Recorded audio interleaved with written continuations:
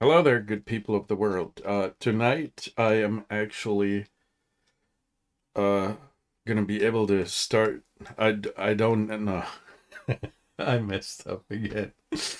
It's the same every single time. So hello there, good people of the world. Tonight, as usual, I need to start from scratch after a couple of seconds because I didn't think about what I was gonna say. So yeah, please close. I'm doing an update on say intentions.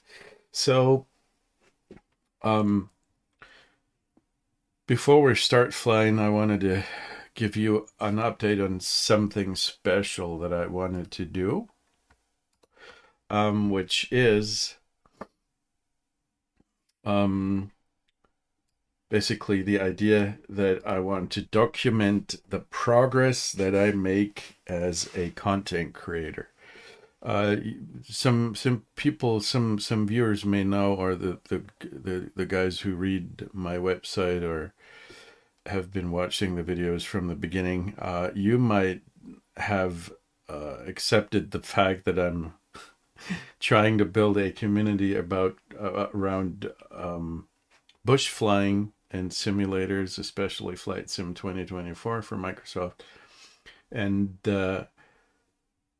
building a community is something that's a lot of fun, but also quite some work, and it takes quite a long time to become to actually gather a significant following so that you would be able to call it a community. So I'm still at the very beginning. There's currently only one guy who's flying with me, who's his name is Skinflints on Twitch, and I appreciate his companionship very much. It's a lot of fun. He seems to be a like-minded guy with a little bit of a sick sense of humor. But the what I wanted to do is document my progress as a content creator uh, in the flight sim area for a particular reason. In the last couple of years, I've had a lot of discussions with parents, with kids, with friends about some of the misconceptions about streaming and content creation. Because I mean, there are a couple of very successful streamers and YouTubers out there who make a lot of money, who are famous all over the world. Uh, but what people fail to see is the fact that there are only very, very few of them. Considering the fact that YouTube and Twitch and all these platforms built literally have millions and millions of creators on them that are all many of them have the same dream of becoming famous and being the one guy who's lucky enough to actually make money of their efforts.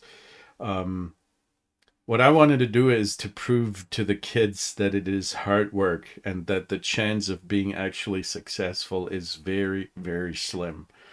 Um, I mean, I'm not a complete noob in doing this. I've done YouTube videos for business purposes in the past, and I have technical knowledge, so I know my way around using these platforms. I'm a software developer in my daily business, and so I have the technical knowledge. What I do not have is uh, the appeal and the time and the creativity and or the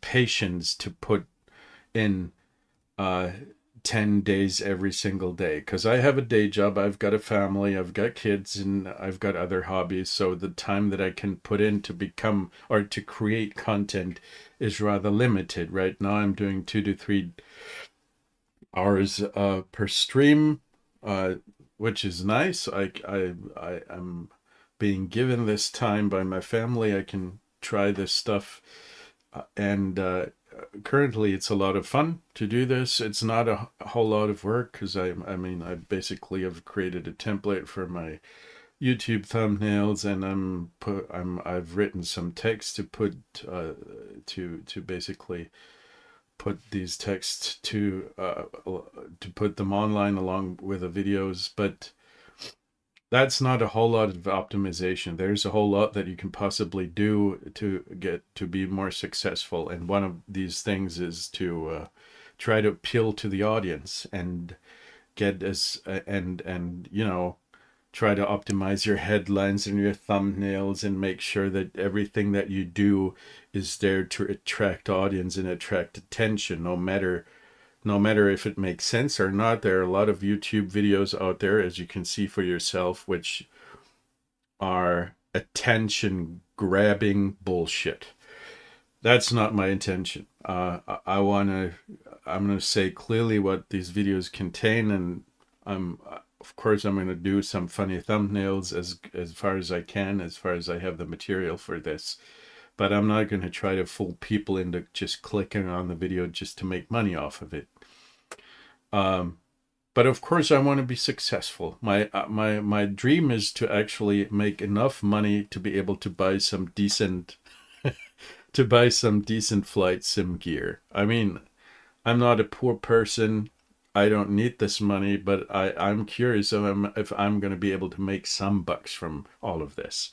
So if at some point in the future, probably 2 to 3 years from now, I'm going to be able to have it to make at least enough money to buy some honeycomb alpha yoke along with some nice throttle quadrant, that would be a success beyond what I expect to actually be able to do. So, with that said, please do take a look at the website, flightsimsafaris.com. I'm going to put a link in the description, and I will document my progress. I will give you statistics about what I do, about the amount of viewers, for example, the amount of hours that I streamed, how many subscribers, and all that, and how the monetization stuff goes. I'm still at the very beginning, so there's not a whole lot to see, but about probably every month I'm gonna put up a post that tries to document the progress that I've made, and I expect it to be a very, very slow progress.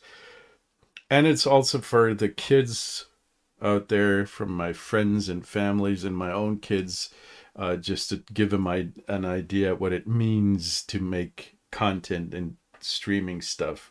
I mean, it's a lot of fun, no doubt about that. And I'm mainly doing it because I have fun with the flight sim stuff, and I'm going to restrict the content to flight sim stuff only, because that's the stuff that I like to do. Everything else would not make any sense. But the audience is limited. The I'm an old guy. I'm not very I'm not very attractive to the average audience. I don't have a lot of appeal, and that is a challenge as well. So that's it. So let's go about do some flying. We are still doing our tour of, and it's going to be quite a while until we are going to be able to finish this. What is happening with the flight simulator? It is not reacting to any input. That is unfortunate. Hello? Hello, baby. What's going on? How very unfortunate. Hello? Dude. I don't know. I should have stuck with 2020.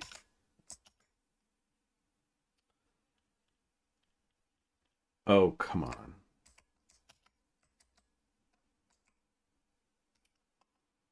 Close the goddamn window. What is happening? It's not even, I cannot even close the actual I cannot close the end task. So there we go. Let's do that again. It only takes about 10 minutes to start this. Too many errors when trying to connect. Oh, that is another one.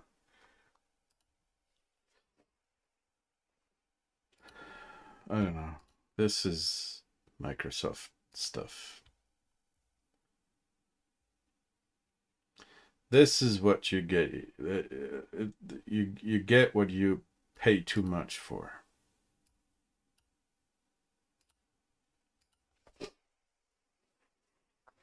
So in case you're in a similar position to what I'm doing in a similar situation, please go ahead and post some kind of comment under the YouTube video. I would like to get in contact with people who have who have made it their own experiences when it comes to streaming and content creation, and trying to build some kind of small success. And I love your feedback on that because it's interesting. It's exciting, actually.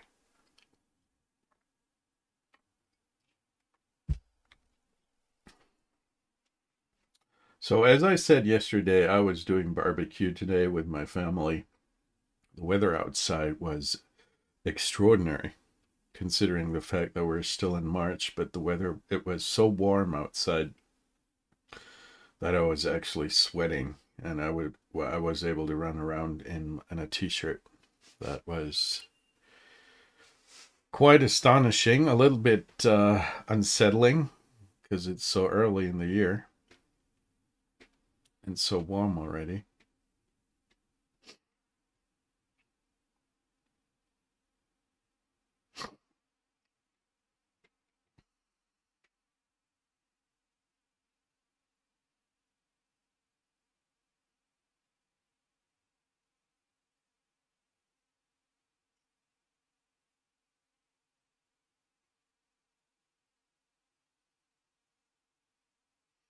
I'm a Microsoft. A sucks like a Hoover. So let's go ahead. Yesterday we were flying as far as Yakutat. I'm going to show you on the map real quick here. We were going from the Ted Stevens Airport in Anchorage, and we were flying to Yakutat. This is it took about 3 hours. So this is where we're going to start today. And I don't know how far we're going to get today, but maybe to Juneau International. I don't know. Because the legs here are rather long. So these are 172 nautical miles and 133 nautical miles. So going to Wrangell would be more than 3 hours. That might be a little bit too much, but let's see how it goes. Maybe we have some tailwind, which accelerates our journey. So that's where we're going to start at Yakutat.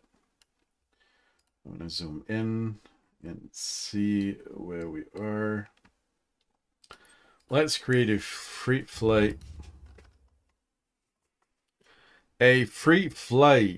And we're going to start at Papa Alpha, Yankee Alpha, Yakutat. And then, hello. There we are. Whoopsie daisy. There we are. Parking. It takes a while for this shit to stream.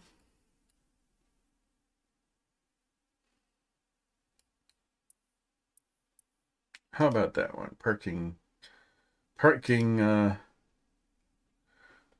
spot number 1, ramp small, set as departure. We're gonna fuel up the we can do that from the cockpit. Save and go back. You know what? Maybe we're gonna choose a different livery today. because no, we're not going to do that. We're going to fly with the same livery all the time during the entire tour. Oh, dude. It's Friday night.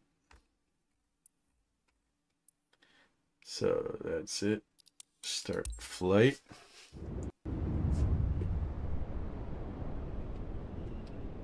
A whoopsie daisy. Oh, baby. Ooh, ooh, ooh.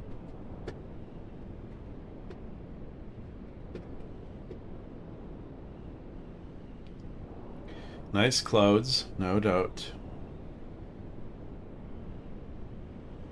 Fluffy little clouds. Pup Ross would like them a whole lot.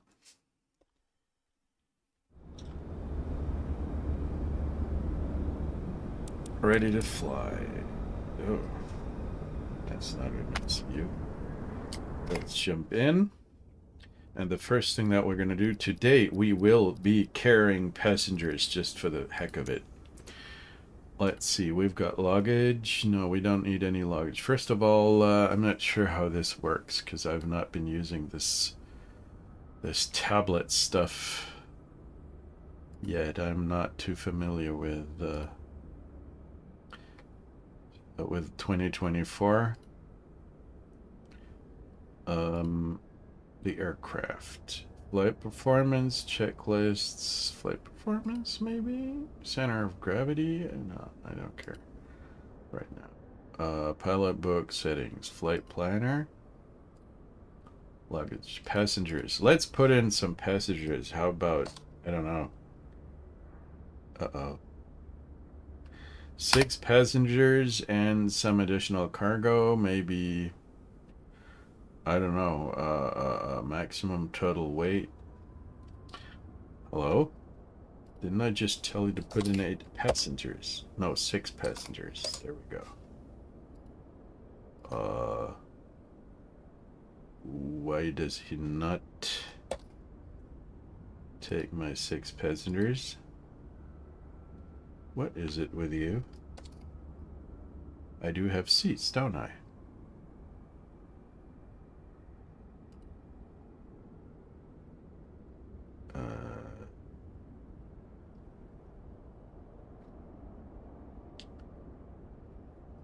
I don't know how to use this.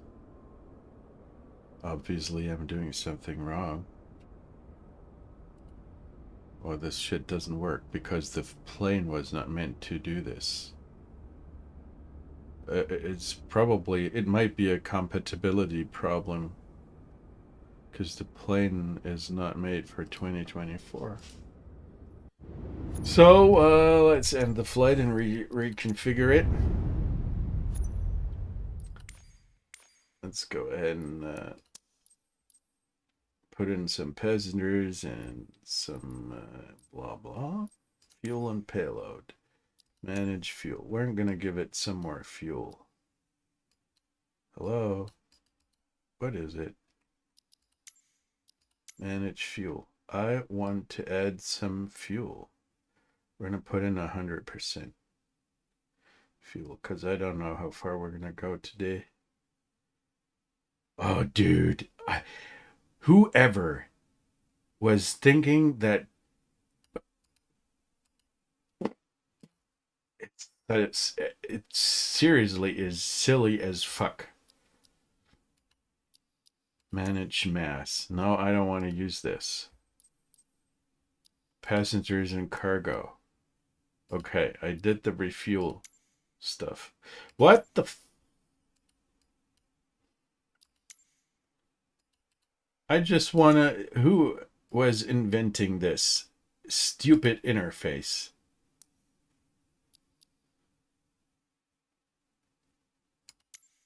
Like you wouldn't believe how...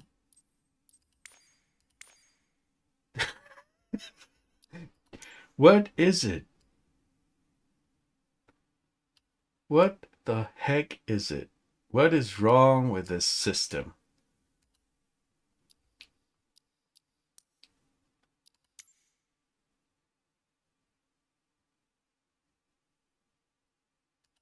cargo. Fuel. Quick fill. There we go. Is that what I'm supposed to do? Let's put in some a passenger. I don't know. Like 160 pounds. That's the...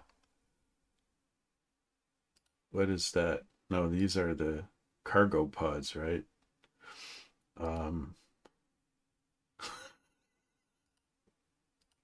I'm so lost. Let's put in some cargo. That's the cargo from these people who are going to be flying along, and we're going to put it somewhere in front because that is going to help us with the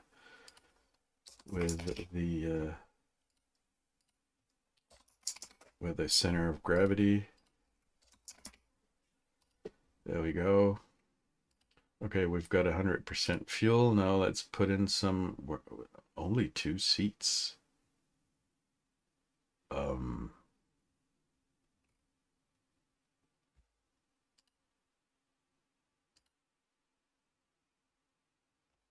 don't know.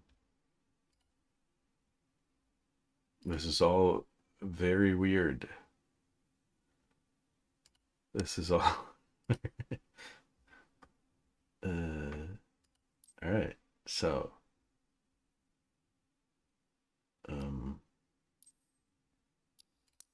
you know, let's just skip this crap. Cargo pod, tender interior. Save and go back. Now let's see. Yeah, Kodiak. Now we're gonna pick parking number 1. There we go. Now let's start the flight. Maybe I'm gonna be able to edit the loadout in the EFB.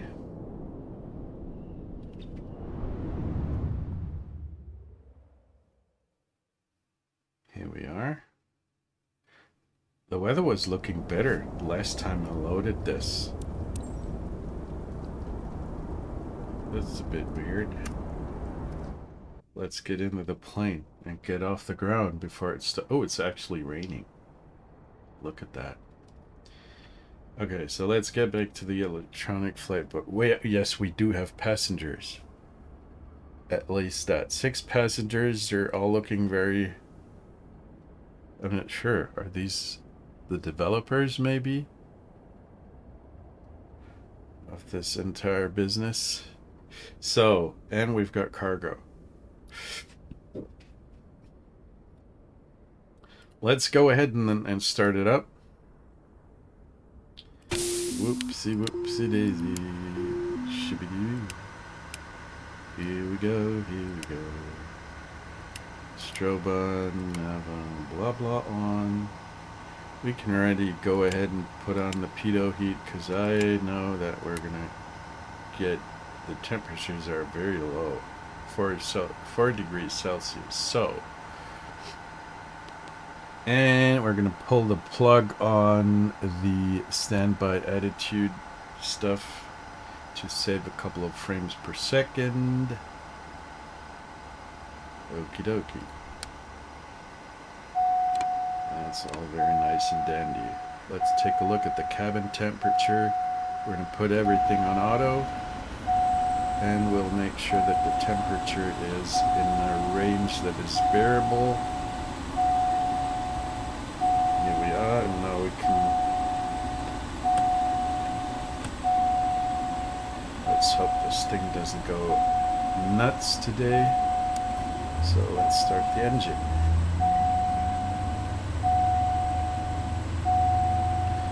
Let's take a look at the NG value. It's above 20, so we can start to introduce our fuel. Here we go.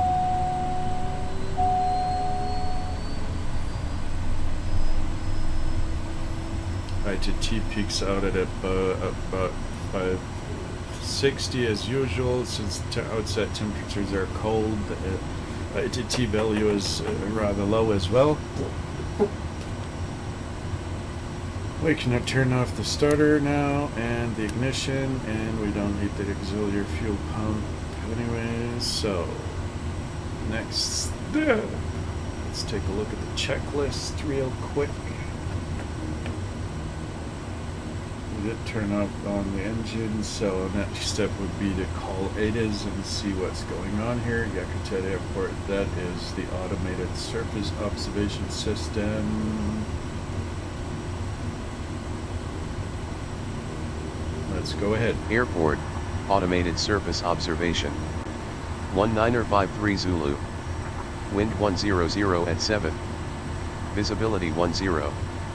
Sky conditions, scattered at 6500 feet. Broken at 9500 feet. Temperature 6. Dew point -6. Altimeter 2939. Density altitude -500 feet. Yakutat Airport, automated surface observation. 1953 Zulu. Wind 100 at 7. Visibility 10. Sky conditions, scattered at 6500 feet. That's Broken good at enough. 9500 feet. Temperature 6. We don't have a tower here, it's only CTAF, so the Common Traffic Advisory Frequency. We could call ramp, but we don't really need to do that. SCOs, that's the flight service station, no, not necessary.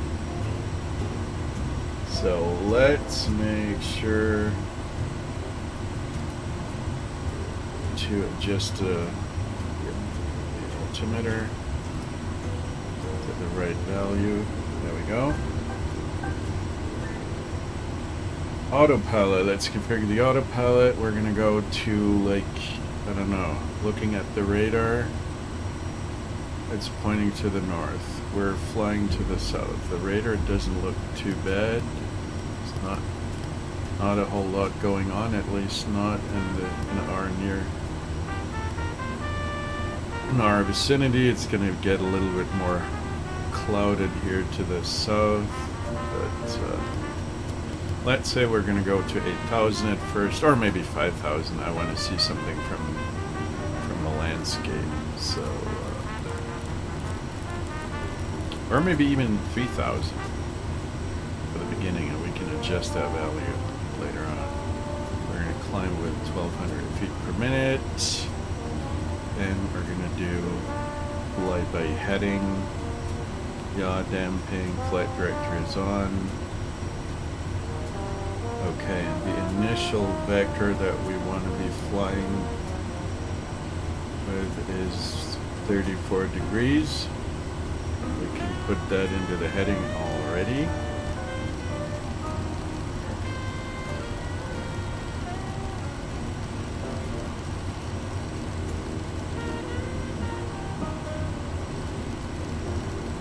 It would have been easier to turn it the other way around. Stop doing that.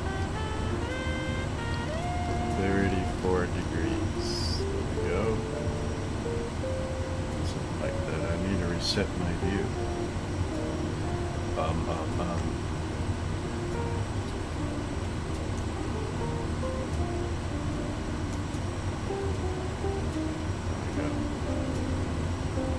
Okay, anything else? No, the autopilot is good to go.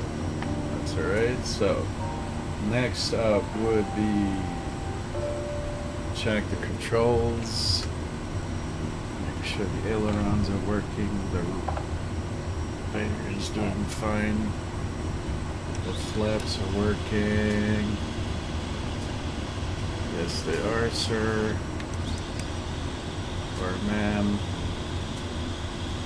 And the rudder seems to be working well, as well as the brakes. That's good. So, and I think next up would be ADC for clearance. We don't need that. Transponder, we don't need that yet. We're gonna call for flight following once we're in the air. Taxi lights on because we're taxiing, obviously. Okay, now let's call the local frequency here, and let's see what kind of runway we're gonna want to take for takeoff, that would be runway 29er, or we could use runway 02. Let's go to 02. Diamond Star 330 Romeo X-ray, clear of runway 27. You can see here are the available, these are the available runways. We've got wind 8 knots coming from the east, and we could either use runway 11 or runway 02, because that goes into the wind, and I don't know, we could also use runway 11. Let's go to 11, that's easier to reach. So let's call a CTEF and make sure everybody knows what we're going to do. Yakutat traffic, Kodiak Delta, Foxtrot Delta is taxiing to runway 11. So props full forward. Release the parking brake. And let's turn around.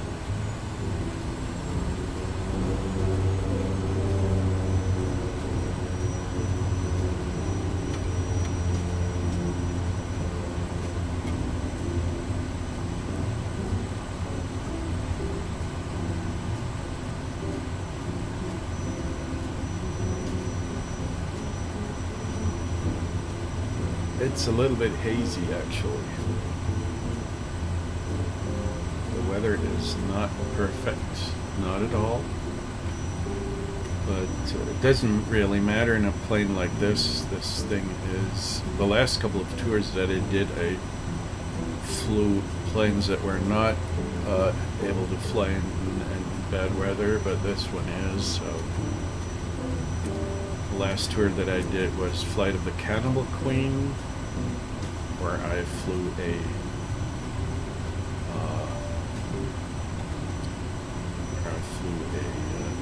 Boeing Stairman, and one of the other tours that was the Flight of Passage, where I was flying a traffic reported, where I was flying a Pepper Cup. And those two are really not meant to be flying in bad weather conditions.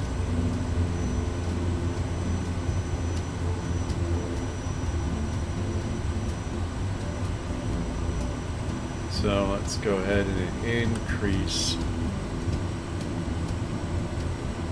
and set to high idle,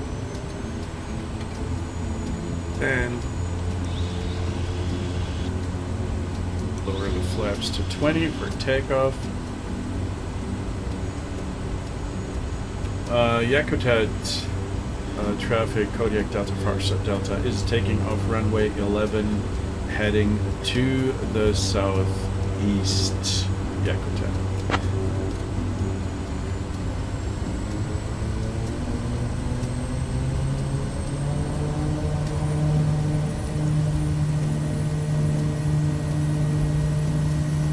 Oh, we've got crosswind. Oh, Mr. Skinflint's.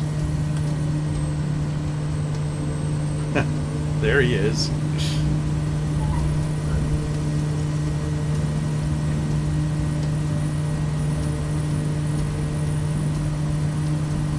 You're becoming a regular on these tours. Piper 190 Quebec on the final 4,000, landing runway 9. How far out are you? About 10 miles out. So let's climb with about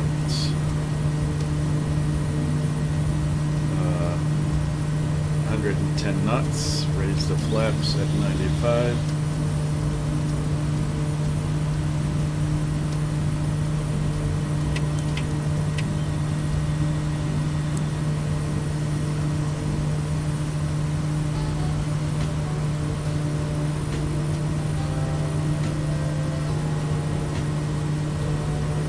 I think we can go ahead and activate the autopilot. Let's see if it works. Last time I tried to do this while climbing, the thing went nuts and tried to crash me.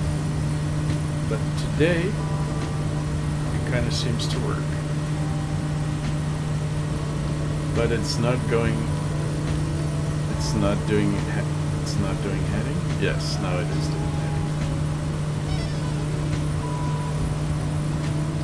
Let's reduce the flaps completely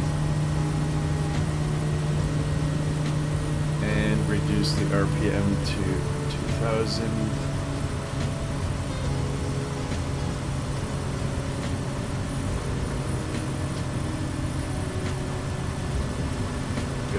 Mr. Skinflits, he's right behind us.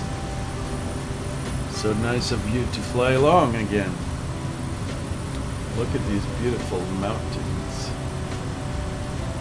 I just love it.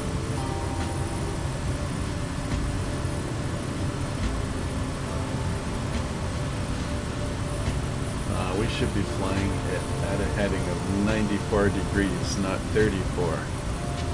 What the hell am I thinking again? 94. There we go.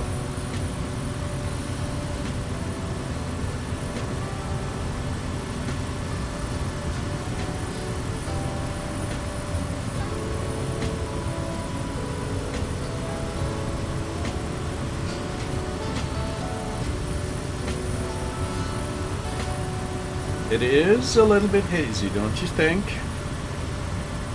I mean, you can still kind of see what's going on the ground, but there is... it could be better, could be worse.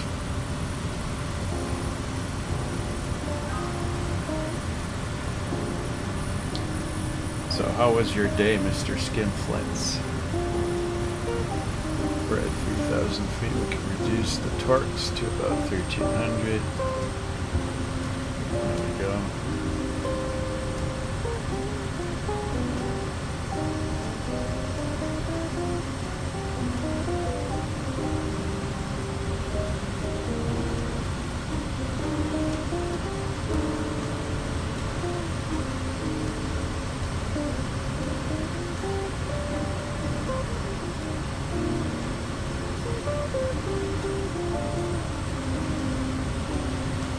So let's go ahead and call the I'm not sure what it's actually, what it is, what kind of center, probably Anchorage Center. Anchorage Center, Kodiak Delta, Foxtrot Delta, just took off from Yakutat, is about 10 miles south east of the airport, requesting flight following. Alaska 709, clear direct to waypoint Bravo Romeo India. Clear direct to Bravo Romeo India, Alaska 709. Kodiak Delta, Foxtrot Delta, Squawk 3376 and ident. 3376 and ident, Delta Foxtrot Delta. 3376. 3376 and ident. There we go.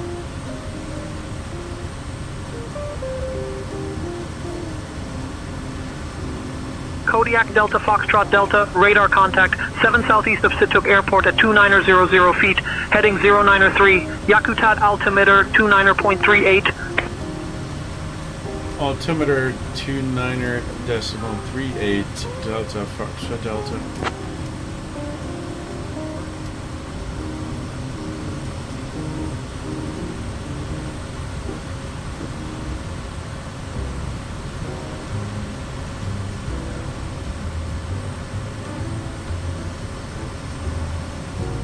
Oh, so nice.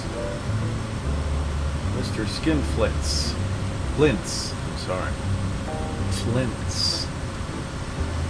What is there some, I mean, this nickname is a little bit complicated too. If I want to talk to you, I don't want to say skin because that sounds weird. Flints might be better, but then I'm going to be reminded of the Flintstones all the time. I imagine you being a, I don't know, some guy from the Stone Age, which you probably are not. So, Sci-fi maybe? Flintsy. That might be good. Flintsy? Something like that. I'm not sure.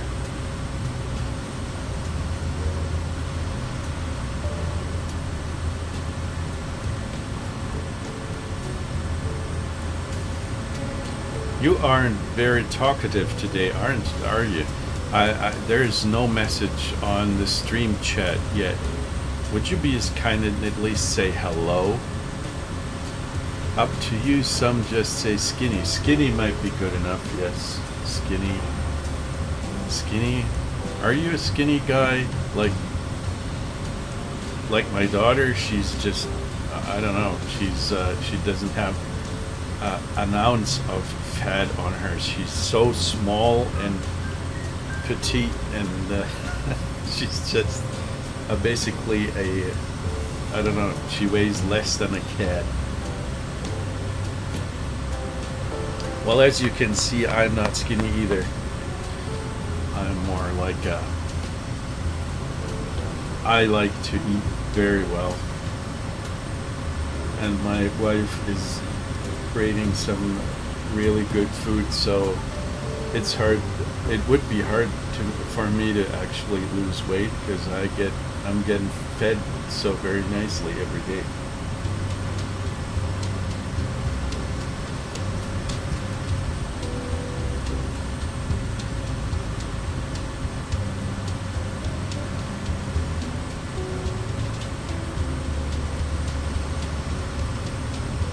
Oh, look at the landscape. It's still muddy down there. But also pretty colorful. I'm not sure about this little lake here. It looks like it's got somebody lost some... Spirit 792, expect direct waypoint Tango India Mike in 5 minutes. Or maybe it's radioactive. Expecting direct to Tango India Mike in 5, Spirit 792. Did they do nuclear tests here?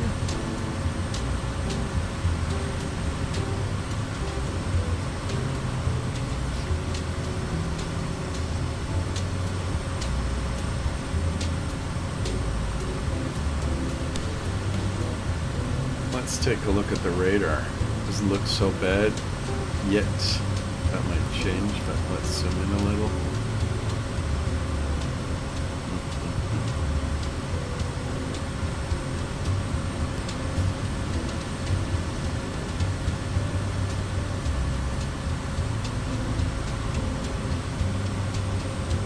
We're going to turn to the right and fly around these mountains. I want to remain at 3,000 feet as long as I can. Just to be able to view this awesome nature.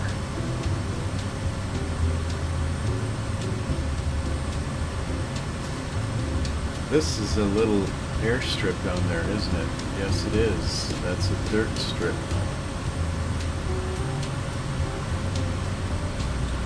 And it's called, what is it called? Harlequin Lake. Why is it called Harlequin Lake? It doesn't necessarily look like a harlequin to me. I look at it on the chart. That's not a harlequin. Maybe it is. Kodiak Delta Foxtrot Delta, say destination. I don't have the necessary imagination.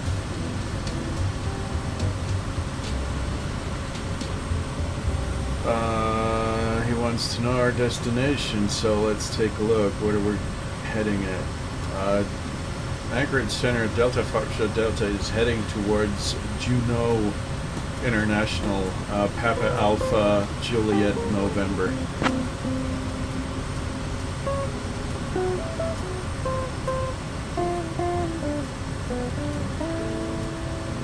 Kodiak Delta, Foxtrot Delta, radar contact, continue on course to Juneau International, Yakutat altimeter 29.41. Altimeter 29.41 Delta Foxtrot Delta.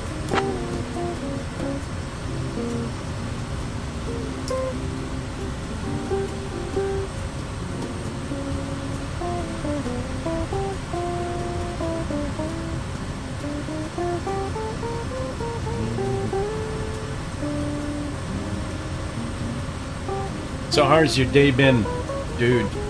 Talk to me.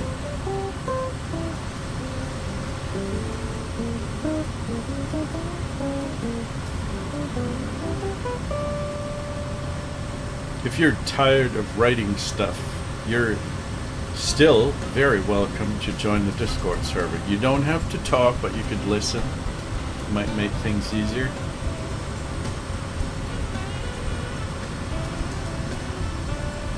Well, actually, it doesn't really make things easier. If you're just gonna listen, you can stay on Steam, on Twitch.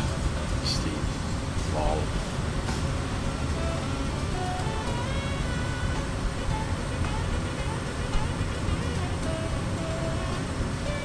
We've got a little bit of a mismatch here when it comes to the satellite imagery. Look at that. There is a sharp edge here. United 758, maintain separation with There's traffic a ahead. green Reduce tint speed to and there's 200 brown knots. tint and Reducing to 200 knots for separation, United 758. So maintain flight level 240, Alaska 62. Alaska 62, descend and maintain 3500. Descend and maintain 3500, Alaska 62. You know what we could do? We're going to add a little bit of fun on say intentions on this flight, because you have the option to add a crew to your flight with passengers, and you can put in a configuration that actually says that during the flight there is going to be happening something. On every single flight there's going to be, I don't know, a sick passenger or something that's going to happen to make your life a little bit more miserable. Let's see. Preview experimental. There we go. We're going to have passengers or a tour guide maybe, but they're boring. Actually, I'm going to let you choose. What do you want? A tour guide that's going to tell us stuff that's not really interesting, or a cabin crew who is gonna annoy us with all kinds of announcements? You go ahead and choose.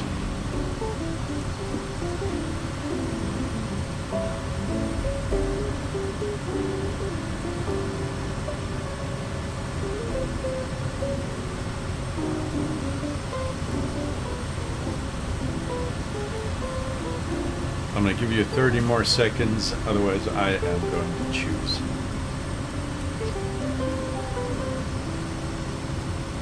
$29, $28, $27, $26, $25, $24, $22, $23, I can't even count, $22, $20, $19, $18. Are you with me, actually, by the way? Can't see. There's another rainbow behind us. For crying out loud! I haven't seen so many rainbows in my entire life.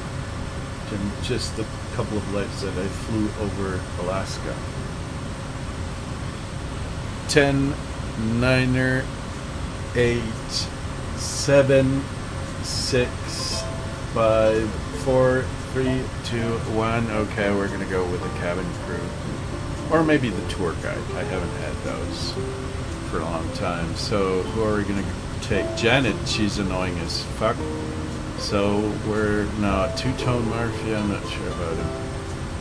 He's this Irish guy with a weird accent. Let's get Two-Tone Murphy. There we go.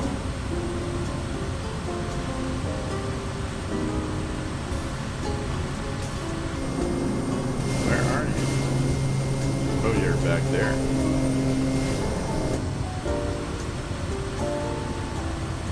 Okay, so let's go ahead and talk to Two-Tone Murphy. Hi there, Mr. Murphy. How are you doing?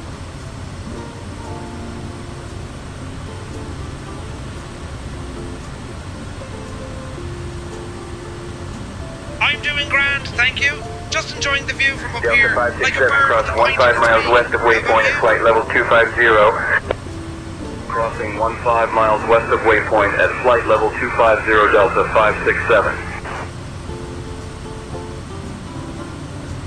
Hey Murphy, I didn't understand a word because I've got spammers in my chat that I need a ban.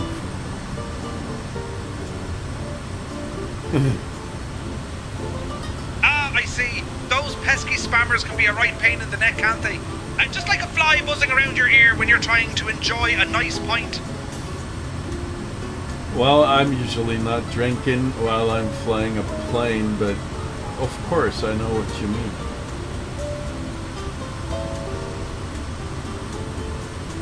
I hear you. Flying a plane is no time for a pint, but it sure is a grand time to enjoy the views. Just keep your eyes peeled for the stunning landscapes below. Do you know where we're actually flying?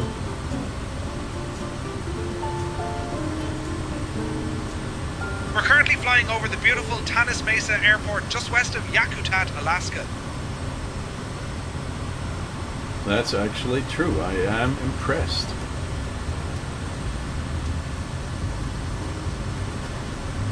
I'm glad to hear that.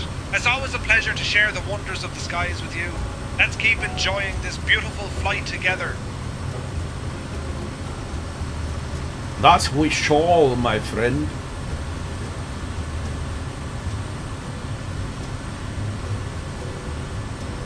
I see. You want to show all your friends the beauty of our flight. Well, just look out at our 3 o'clock, and you might catch a glimpse of the stunning St. Elias Mountains, which are the tallest coastal mountain range in the world. They rise dramatically from the ocean, and they were named after the great St. Elias, who was known for his fiery chariot. It's a sight that leaves folks breathless, just like a good pint of Guinness. What is it with you and beer?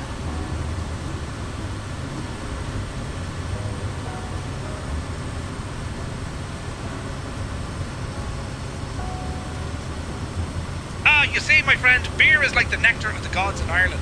It's a part of our culture, our celebrations, and our stories. Plus, a good pint can make even the dullest day feel like a grand adventure. But don't worry, I keep my wits about me while flying.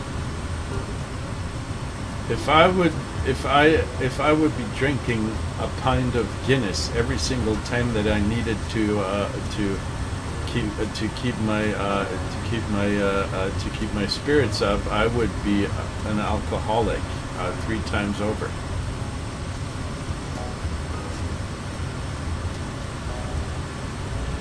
I hear you.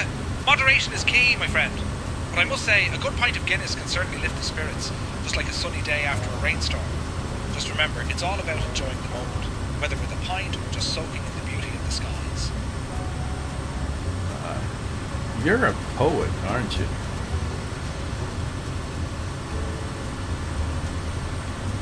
I do love a good rhyme and a bit of banter, but I'm more of a storyteller than a poet, spinning tales of the skies and the wonders below. So what is the lake below us called? Do you know that?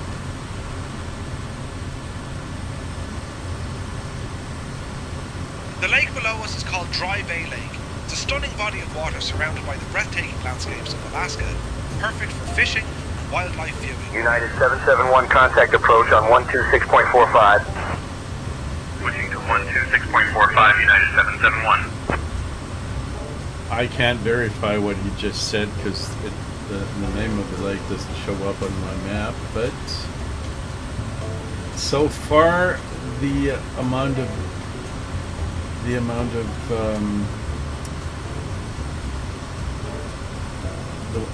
errors that St. Intentions was producing was rather low.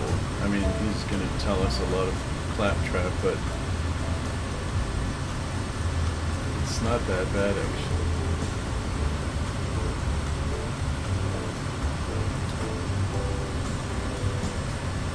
What is the airport called, the airfield that is right below us?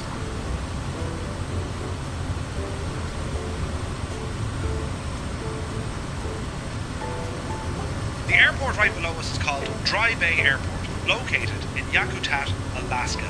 It's a small airport that serves the area, and it's known for its stunning natural surroundings and access to outdoor adventures.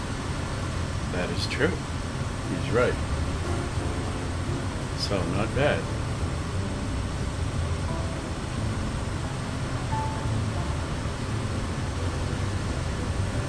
Is there something about the passengers that you can tell us?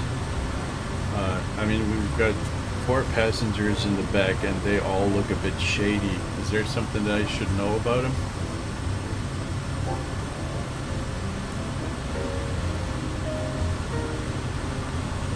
I can't say much about the passengers, but if they look shady, maybe they're just trying to keep a low profile. Everyone has their own story. Sometimes folks just want to enjoy the flight without drawing too much attention. Just keep an eye on them, and if they start asking for a pint of Guinness, then you might want to be cautious.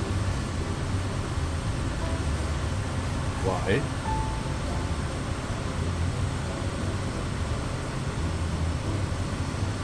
That's a grand question. Why, you ask? Well, it's all about the joy of sharing the wonders of the world around us, especially when we're soaring high above it all. It's like being a storyteller in the sky, bringing a bit of magic to our journey. No, I was asking why I should be cautious if they start drinking Guinness. Because, first of all, I don't have any Guinness on board, and second, what is wrong about drinking Guinness? You're doing it, and I'm supposed to trust you.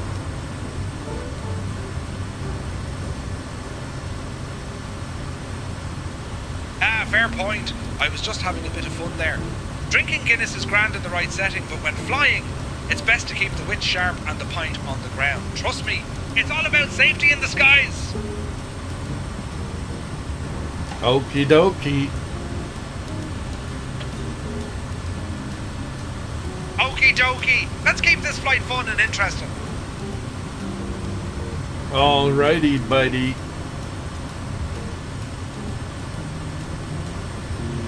Alrighty, just enjoying the flight and ready to share more fun facts when you are. Well, go ahead and tell me some more fun facts. On the left-hand side, at about 10 o'clock, I can see some kind of glacier that is coming down towards the bay. Can you tell me the name of that glacier?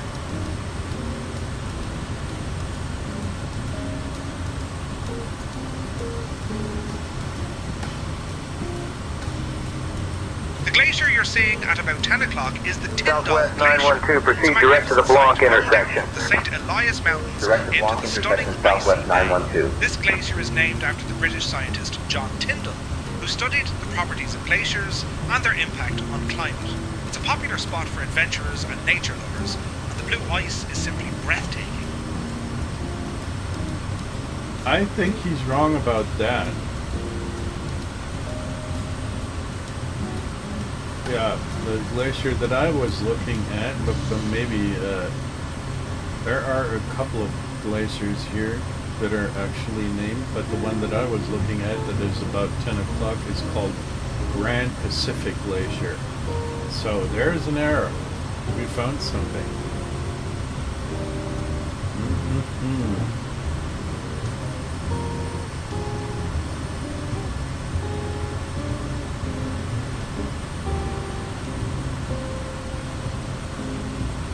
Or is it? I'm not sure. There are many glaciers here. Some of them I can see the name. Some of it I can't. I'm not sure. But anyway.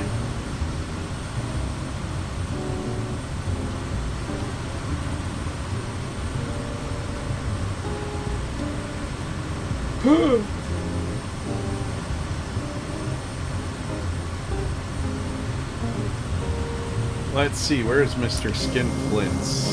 Mr. Skinny. Skinny's gone. He's very far away. Like 10 miles. What's going on, dude?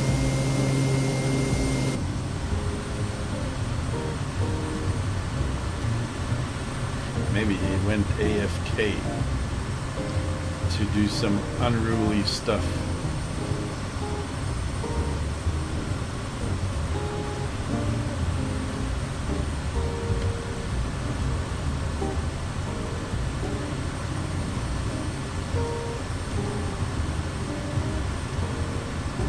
So, Tuto Murphy, are you married?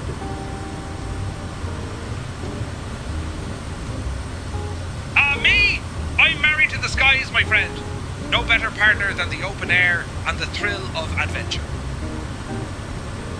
So how's your wife doing then?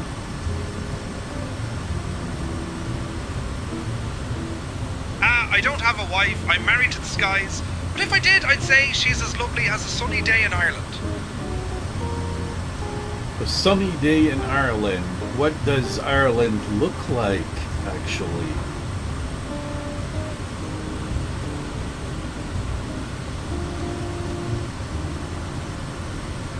Ireland on a sunny day is a sight to behold. Picture rolling green hills dotted with sheep and vibrant wildflowers swaying in the gentle breeze. The sky is a brilliant blue, with fluffy white clouds floating lazily by. You might even catch a glimpse of a rainbow marching over the landscape as the sun dances on the lush fields. It's like a postcard come to life.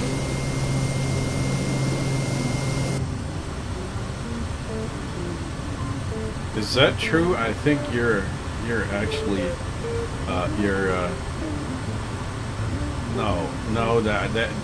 you're exaggerating a little bit, aren't you?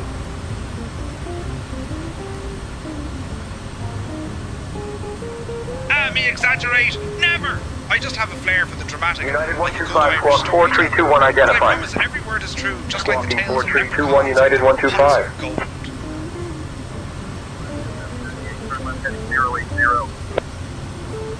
Left turn 080, Alaska 7098.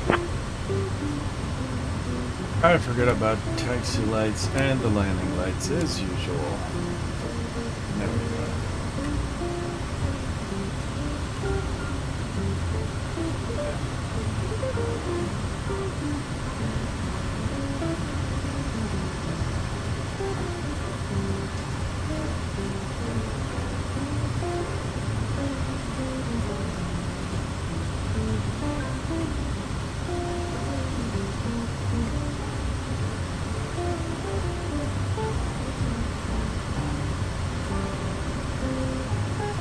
Oh baby, baby.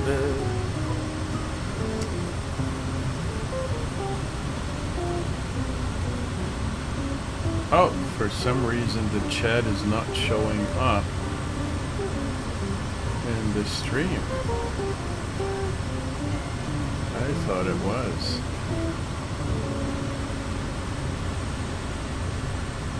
Well, it seems it doesn't. That is unfortunate. Another test, maybe? Nope. Not showing up. Huh. I'm gonna have to make a correction there real quick. Oh, yes. There we go. What is cab chat?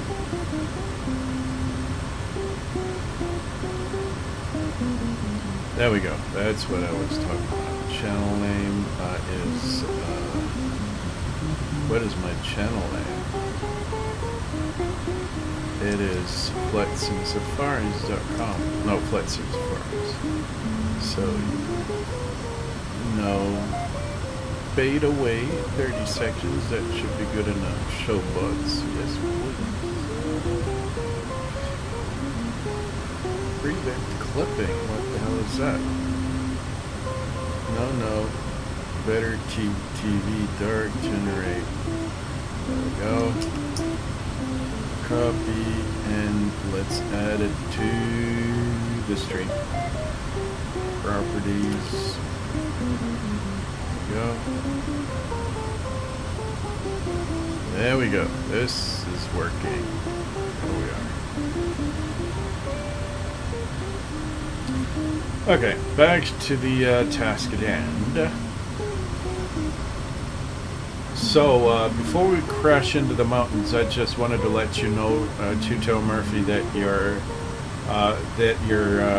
your companionship during all these past minutes really is appreciated a lot, and I find it pretty curious and uplifting that an Irishman like yourself would want to become a tour guide in Alaska.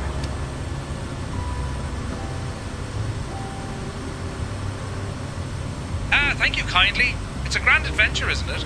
An Irishman in Alaska, sharing tales of the skies and the wonders below. Just like a fish out of Delta water. 401, But I clear wouldn't have direct it to any Delta other way. Alpha November VOR. Clear direct to Delta Alpha November VOR, Delta 401. Whenever Two-Tone Murphy starts to talk, somebody else is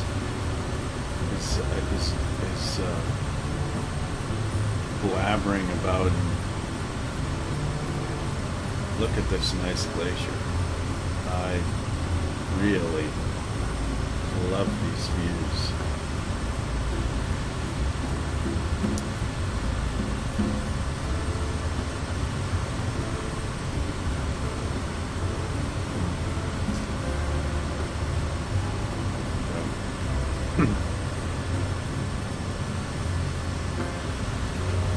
Where's Mr. Skinflints? He's over there, 9 miles away.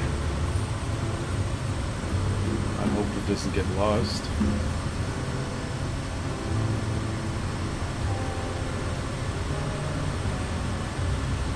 I think we're gonna fly through this canyon over there. This looks very nice.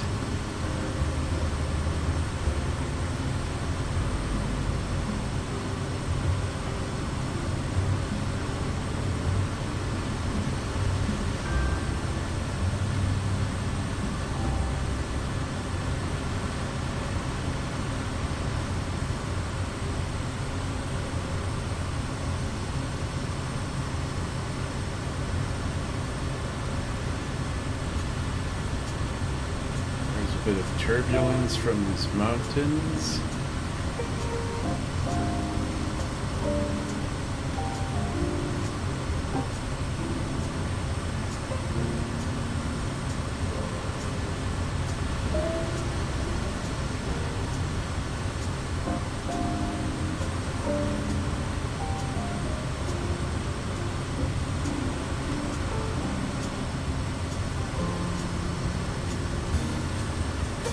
Oh, this is so awesome. Look at this.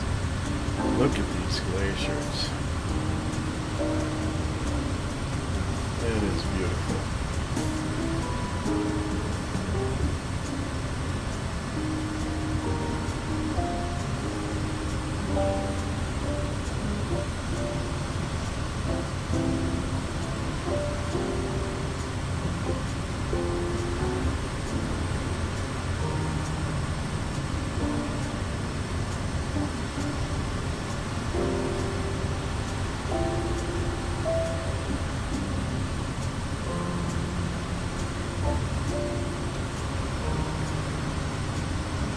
This guy's looking Irish as well, if you ask me.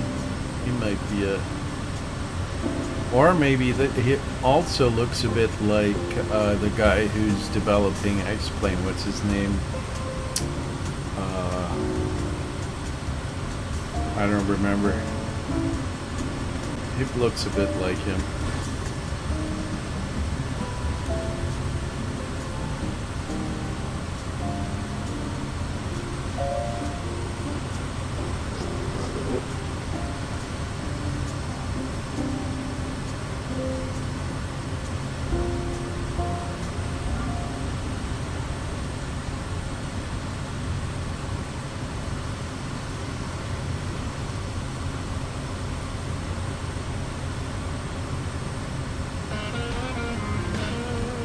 So, Murphy, tell me about the lake that is below us. This looks like a very nice canyon. Can you tell me something about this?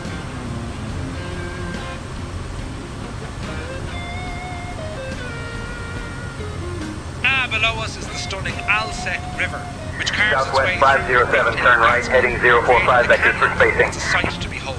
Right This to river is known 045 for for its spacing, dramatic Southwest glaciers, 507. adventurers and kayakers. The Alsek River flows into the Gulf of Alaska, and its waters are fed by the melting glaciers of the surrounding mountains, making it a vital part of the ecosystem here. Well, as far as I can see on my map, this water body down here is actually called the Desolate Lake, and it's not a river.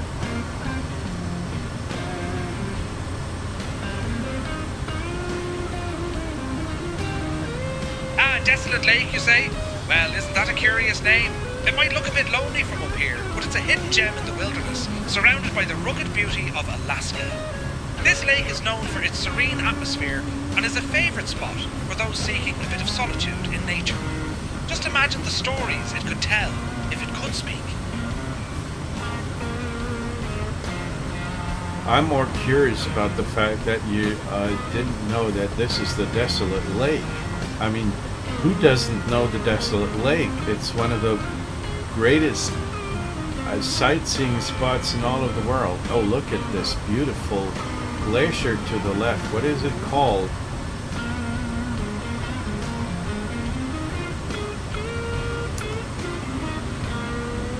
The glacier to our left is the magnificent Tyndall Glacier. It's a stunning sight flowing down from the St. Elias Mountains into the icy bay. This glacier is known for its breathtaking blue ice and is a favourite among adventurers and nature lovers alike. Well, that ain't true. That ain't true either. This is called the Desolate Glacier.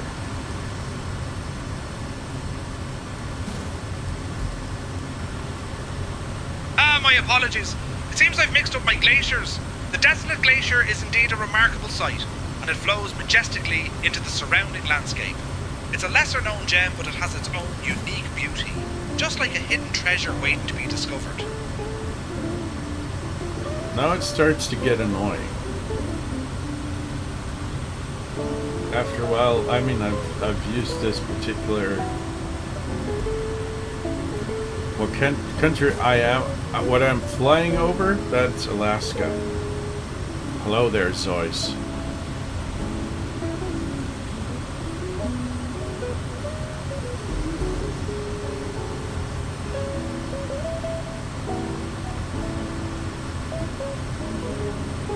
It's quite beautiful, isn't it?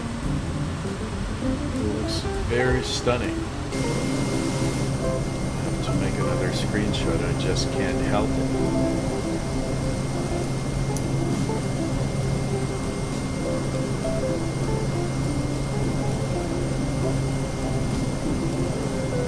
Yeah, well, as I said, this is Alaska. It's the southwestern part of Alaska, south of Yakutat.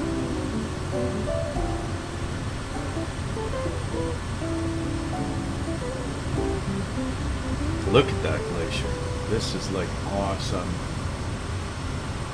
That looks so real.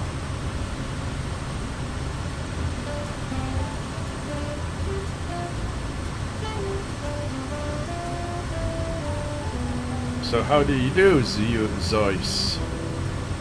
United 290, reduce speed to 250 knots.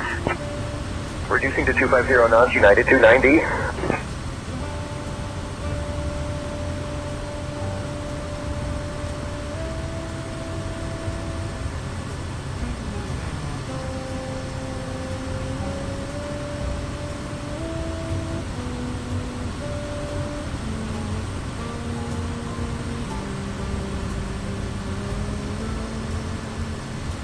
That glacier looks rather dirty.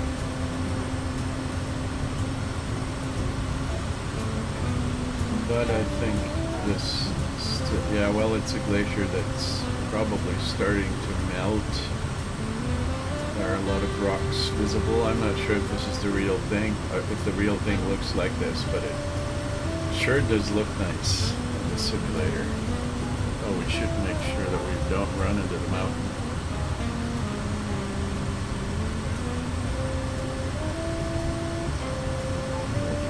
Turn. Where is Mr. Skinflints? He's like 6 miles away over there. I think he fell asleep behind the yoke.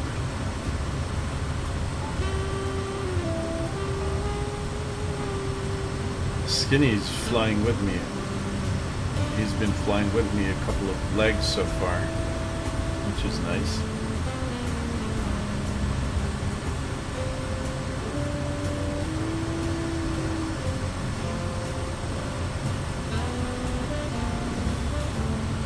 Are you into flight simulators, Zois? Do you like something like FS 2024?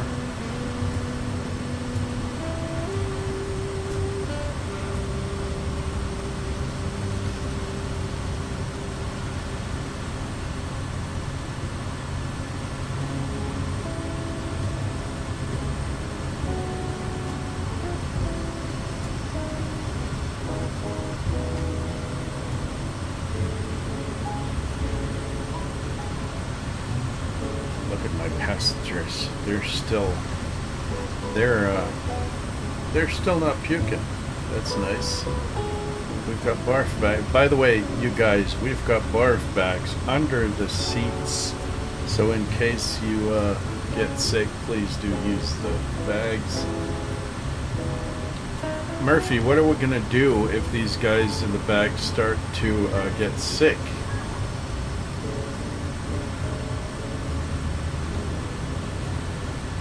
Passengers in the back start to feel unwell, we can offer them some water and encourage them to take deep breaths. It's always good to keep an eye on them and make sure they stay calm.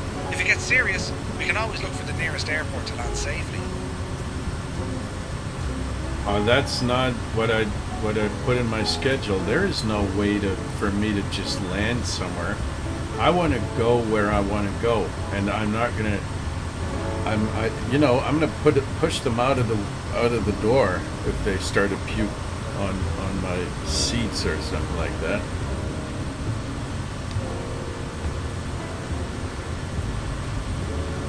I understand the concern. If the passengers start feeling queasy, just remind them that fresh air and a good laugh can work wonders. But let's hope it doesn't come to that, huh? You know what? I'm not going to open a window or the doors while we Qatar are in 351 flight. Heavy, proceed direct to fix at intersection. Direct to fix at Qatar 351 Heavy. Absolutely. Keeping everything closed while we're soaring through the skies is the best way to go. Safety first, my friend. Oh, so true.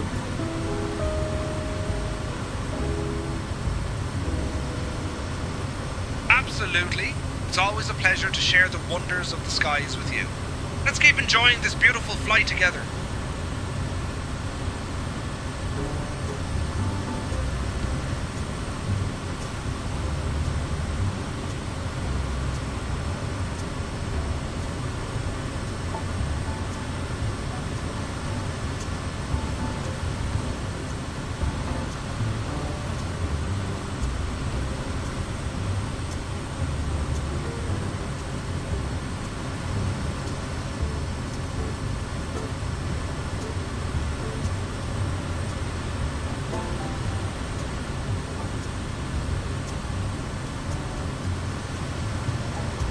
So Murphy, is there a special brand of Guinness that you prefer? I guess there are several brands.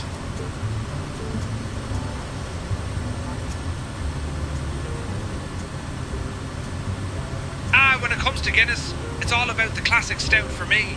The original Guinness draft is the one that truly captures the spirit of Ireland, with its rich, creamy texture and that iconic black colour. It's like a pint of happiness in a glass. But I must say, there are many fine Irish stouts out there, each with its own charm, but nothing beats the original for me. Okie dokie. Okie dokie, let's keep enjoying this beautiful flight together. Do you happen to know Skinny?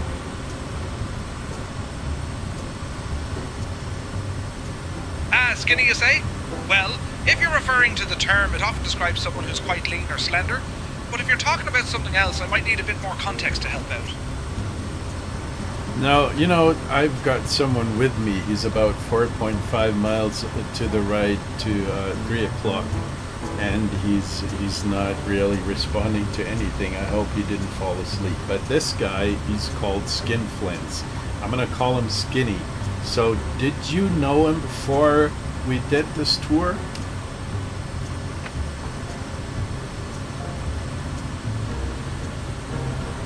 I can't say I know anyone by the name of Skinny, but if he's dozing off, maybe he's just dreaming of all the beautiful sights we're seeing.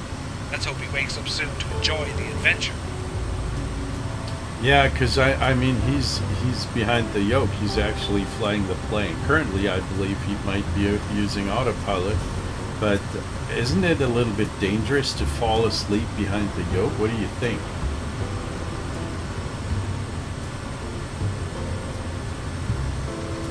It certainly can be a bit risky to doze off while flying. Keeping the eyes on the skies is key to a safe journey. Autopilot is a handy tool, but it's always best to have a sharp mind at the controls, just in case. That is true, dear Irish dude from Ireland.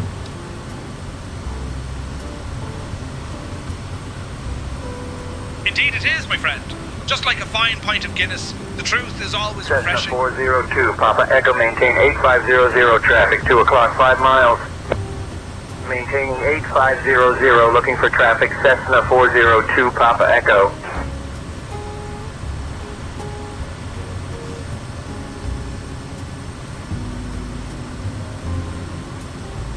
What do you think about the, if you compare the Cessna Grand Caravan to the Kodiak 100, which plane do you think is better suited to flying in Alaska?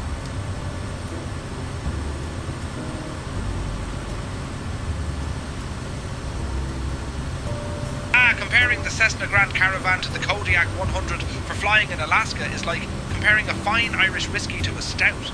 The Grand Caravan is known for its reliability and versatility, making it a favourite for bush flying, while the Kodiak 100 is designed specifically for rugged terrain with its short takeoff and landing capabilities. Both have their merits, but if you're looking for a plane that can handle the Alaskan wilderness with ease, the Kodiak might just have the edge. I do agree. That was a good answer.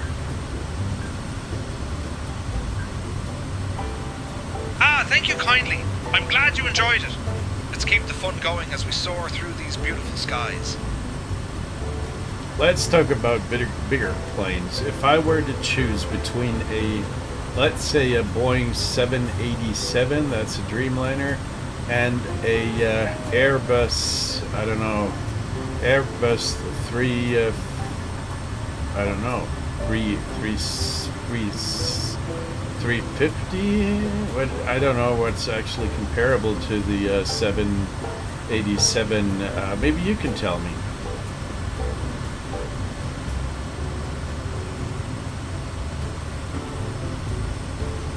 Comparing the Boeing 787 Dreamliner to an Airbus 350 is like choosing between two fine pints of stout. The 787 is known for its fuel efficiency and innovative design, while the A350 boasts advanced aerodynamics and a spacious cabin. Both are fantastic choices for long-haul flights, but if you're after a smoother ride and lower operating costs, the Dreamliner might just take the cake. What do you think about the recent scandal with the Boeing 737-800, where some of the planes were literally falling apart in the air? I remember that there were some instances where parts were falling off, something like that. What do you think about that? It's gonna get political here. That's a serious concern, isn't it? Safety is paramount in aviation, and any reports of structural issues are alarming. It's crucial for manufacturers to address these problems swiftly to ensure the safety of all passengers and crew. Let's hope they get it sorted out quickly.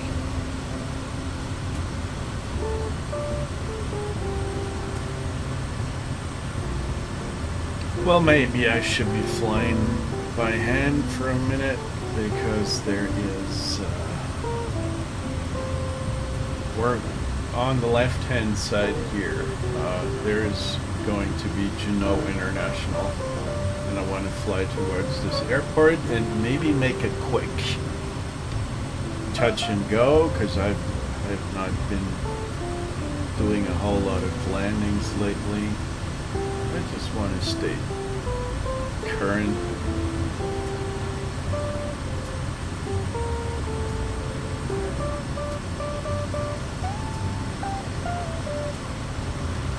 November 556, Bravo, Quebec Squawk, 7654, identify. Squawking 7654, November 556, Bravo, Quebec.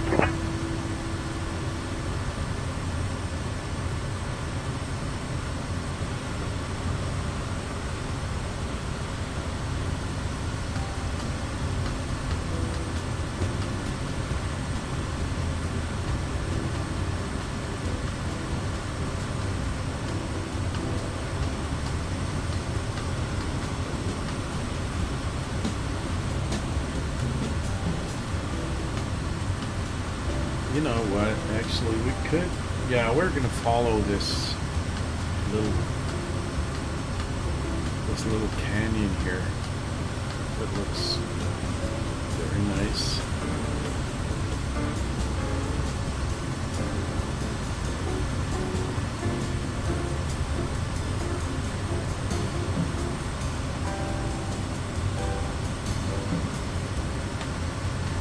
Murphy, it's getting a little bit hazy. Can you still see something out of your window?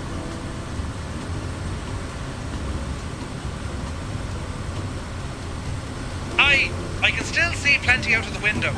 Just to our left at about 10 o'clock, there's a stunning view of the magnificent Glacier Bay National Park. It's a UNESCO World Heritage Site known for its breathtaking glaciers and diverse wildlife. You might even spot some sea otters or humpback whales if we're lucky. Well, unfortunately, I deactivated fauna in the settings of the simulator, but thanks for telling me anyway.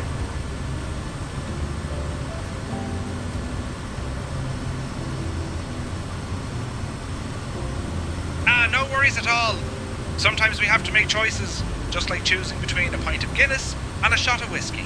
But if you ever want to know about the wildlife here in Alaska, just give me a shout. Well, go ahead and tell me something.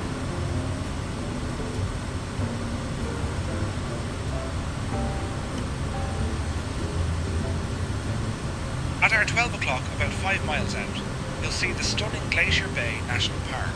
This UNESCO World Heritage Site is famous for its breathtaking glaciers and diverse wildlife, and it's a favourite among adventurers and nature lovers alike.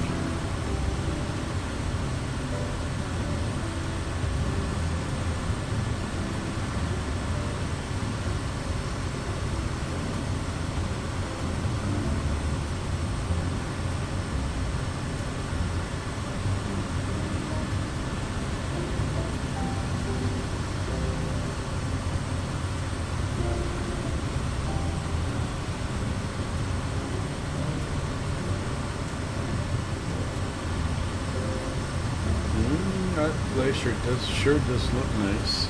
The clouds are in the way, unfortunately. I would love to fly along this glacier, but it doesn't look very nice weather-wise.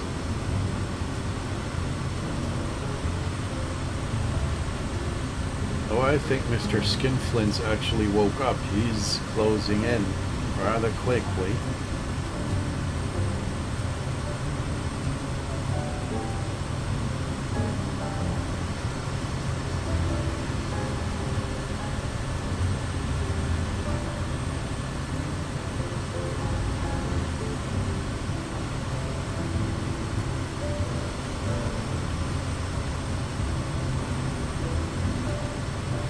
Here is 446 Sierra Papa. Remain outside Bravo. Airspace contact approach on 123.45.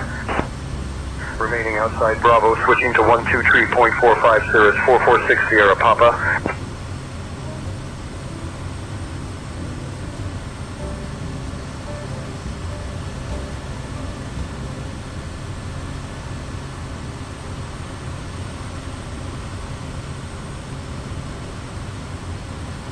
It seems that Juneau is being hidden below some cloud cover.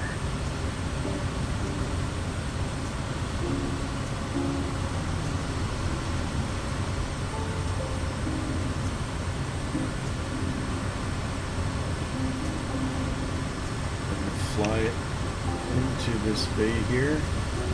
It's called Icy Strait.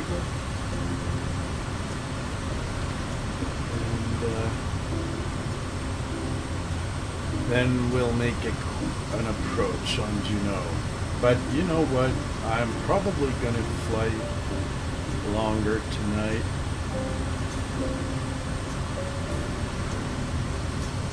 Let's turn left.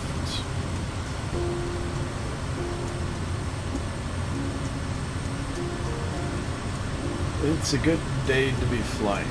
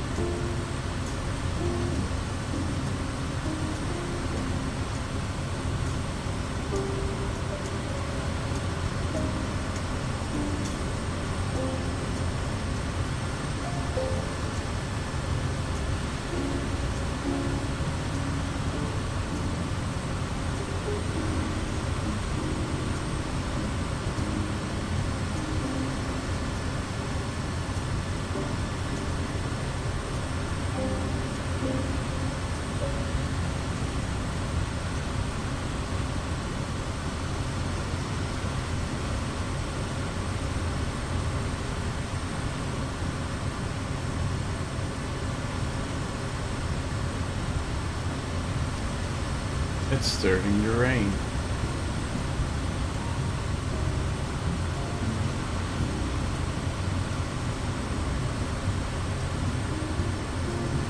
Absolutely. You are right about that. Look at these little islands down here. That is so fucking awesome.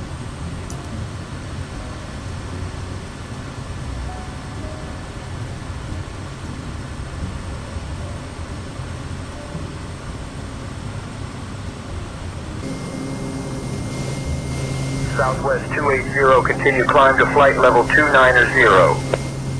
Continuing climb to flight level 290, Southwest 280.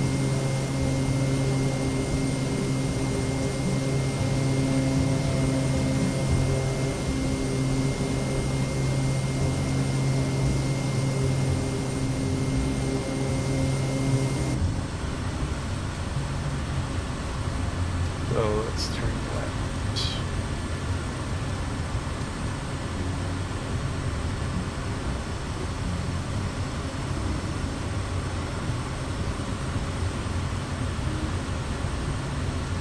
God, I wish I could be there.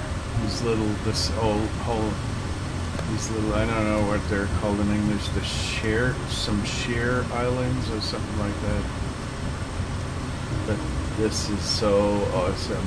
I would love to be driving a boat in this area and do some camping on one of those hills. Oh, there are houses in here.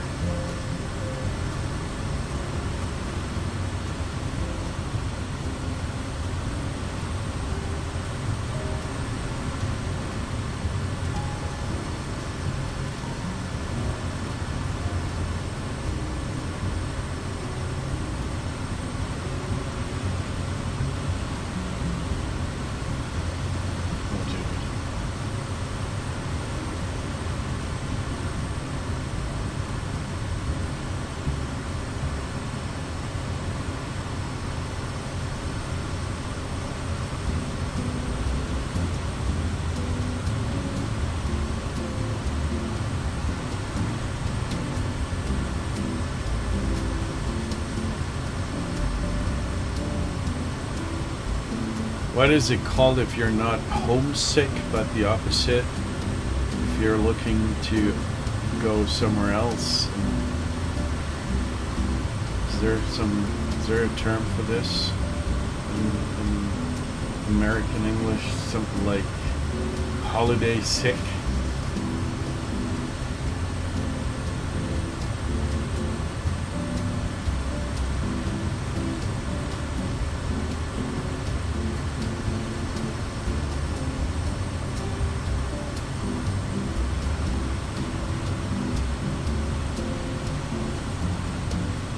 I think I would want to lower my altitude a bit because the cloud cover is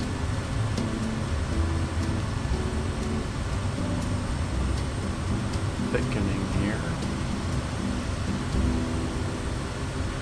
This altitude.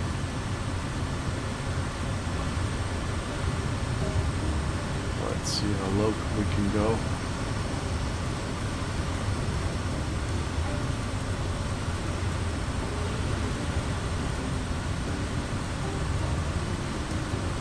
Before it starts to get dangerous because we don't see anything.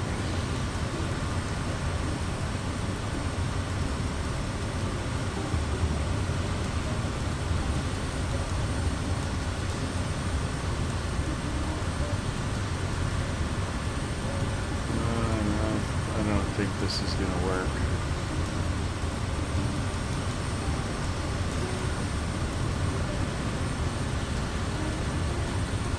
Looking at the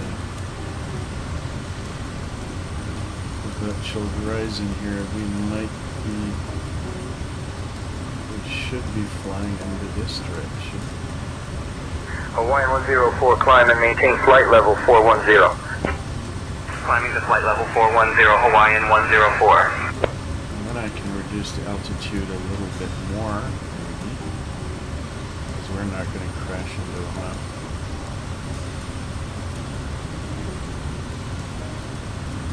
Let's go to 1,000 feet. I'm not going to go lower than that, but we'll try. Oh, it's raining like cats and dogs.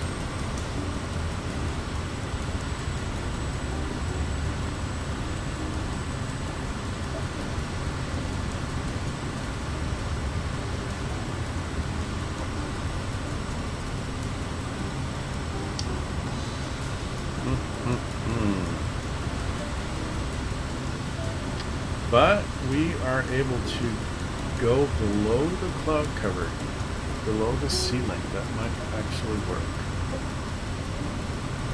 Yeah, it does.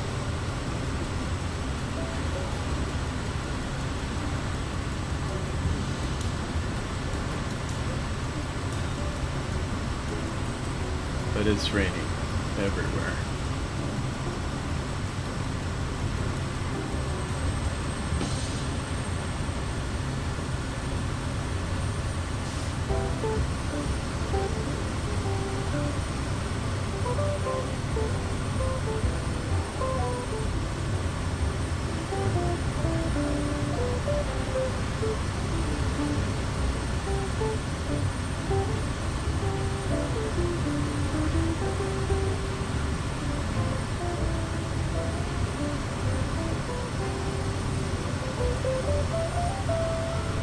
Beaches.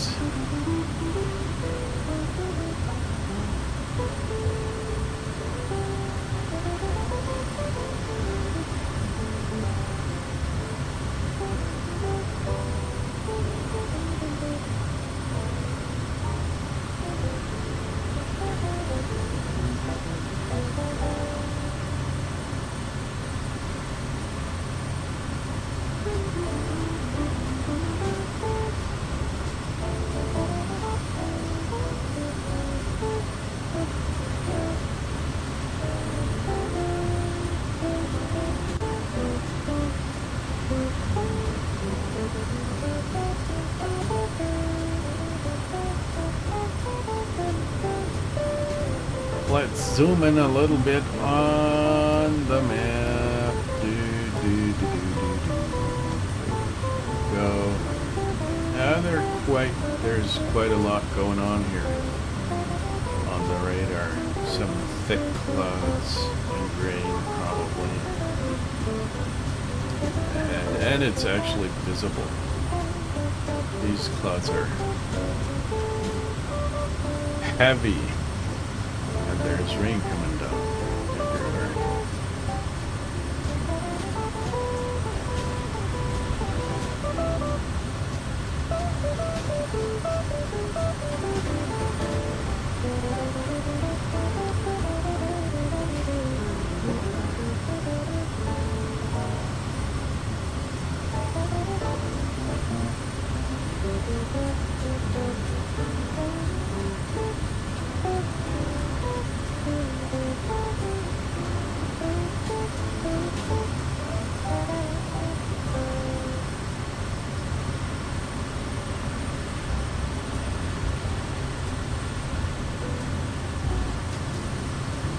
United 125, squawk 4321, identify. Squawking 4321, United 125. It's a little bit annoying that these, I don't know what kind of effect this is here, the mirroring in the water, but it kind of ends before my viewport actually ends. There's a gap here, and there's a gap in front of the wing, which doesn't make any sense. That's a little bit annoying.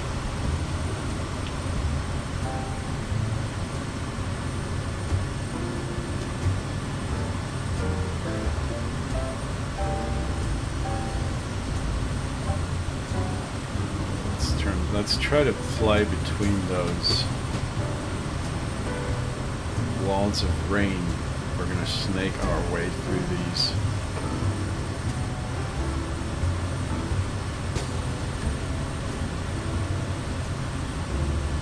This one here is amazing. It's like, it's basically like a wall. Look at this.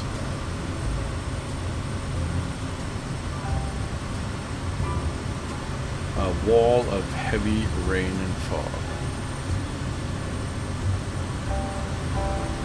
But we're going to fly through around this and then head into this area.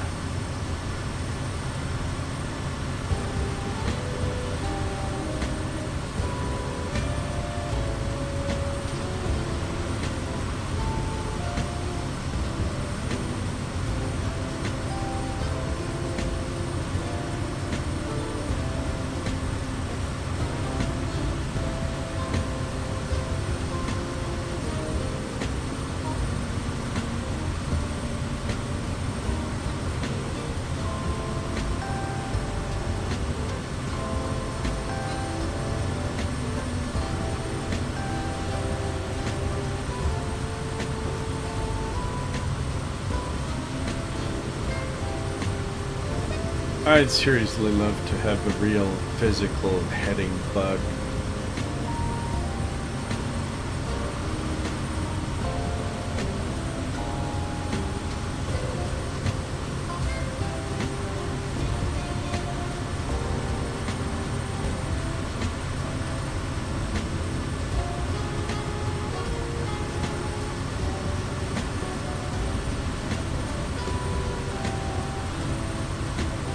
And look at this, there's another rainbow. But there's no reflection in the water.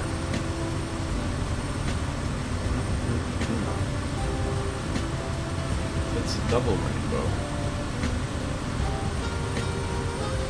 Shouldn't there be some kind of reflection in the water? I think so. Maybe. Maybe not.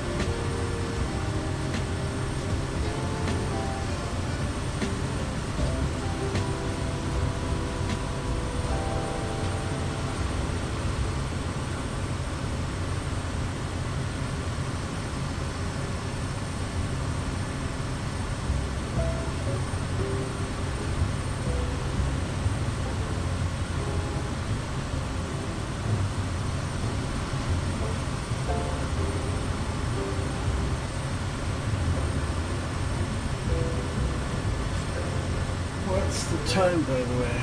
I forgot my phone upstairs. I do have a watch, 2244. American 513 climb and maintain flight level 390. Climbing to flight level 390, American 513.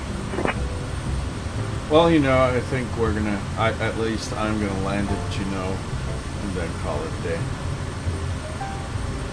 But it is really beautiful here.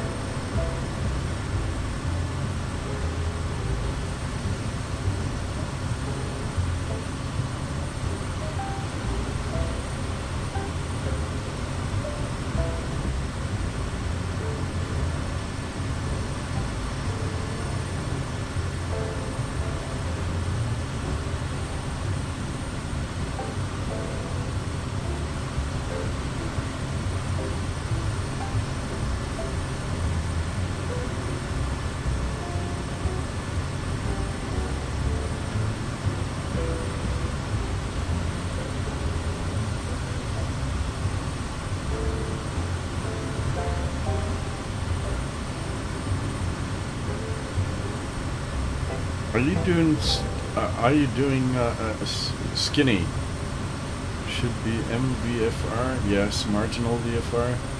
Yeah, we're just gonna try.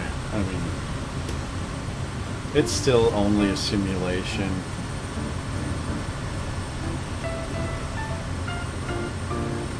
Let's have some fun. No risk, no fun. But I'm gonna have to stock up my knowledge on real IFR. I haven't actually bothered to look at this in detail.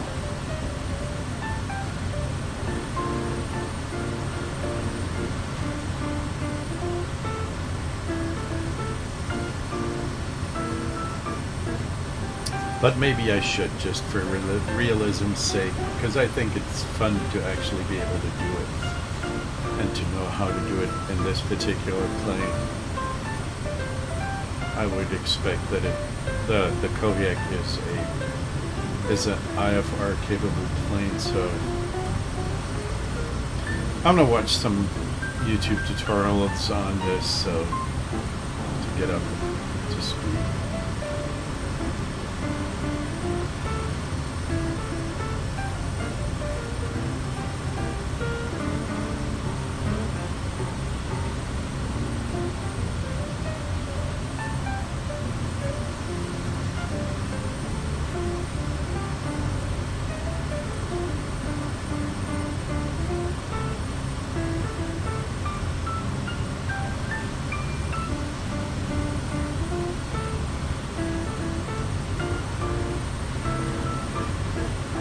So in case somebody's watching the recording of this video, marginal VFR means that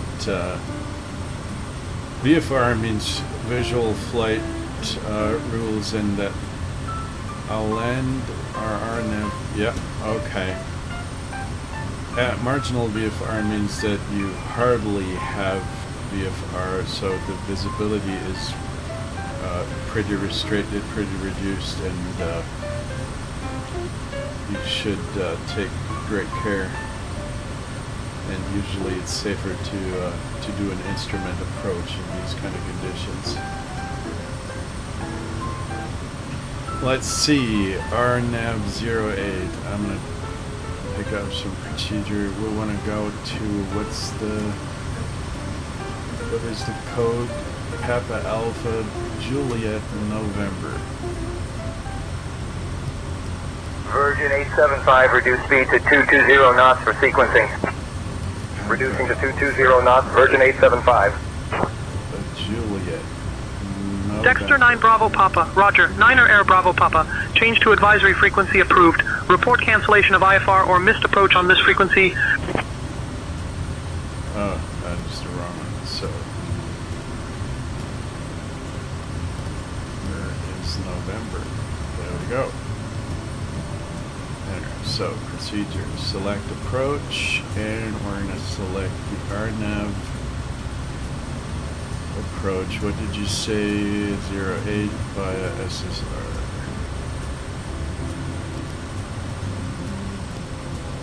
There are actually two approaches like this. Let's see. This is our. There we go. Enter, activate.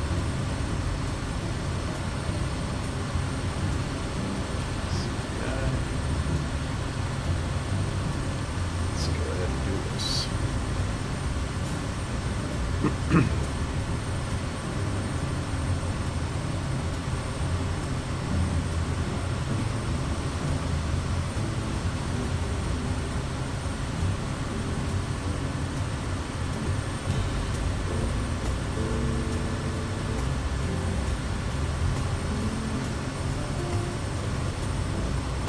There he is, Mr. Skinny, right in front of us.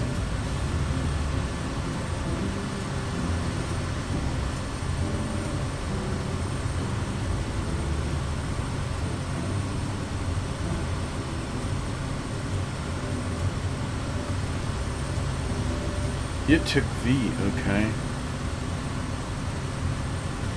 Does it really make a difference? Let's see.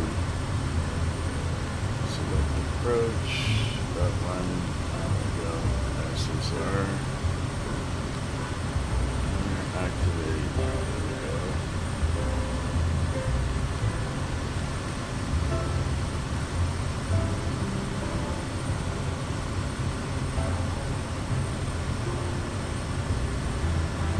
So what's the altitude for this? Do you happen to know?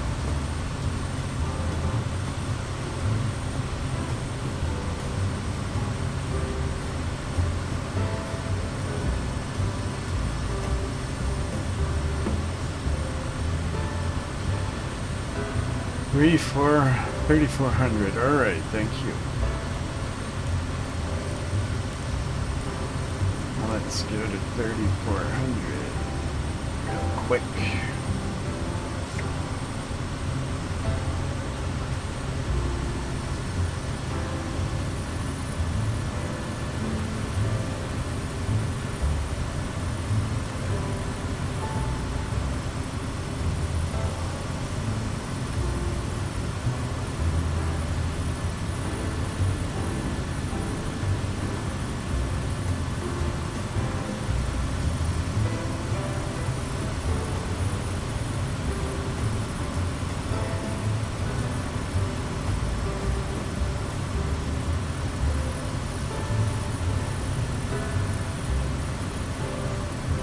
Okay, I'll do that.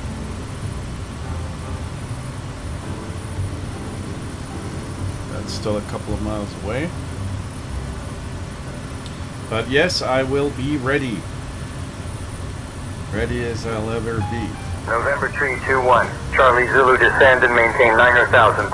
I'm going to put my mouse... Descending to 9,000, November 321, Charlie Zulu. Okay, let's see if this works. on 1187 Alaska 66. I'm learning something new here.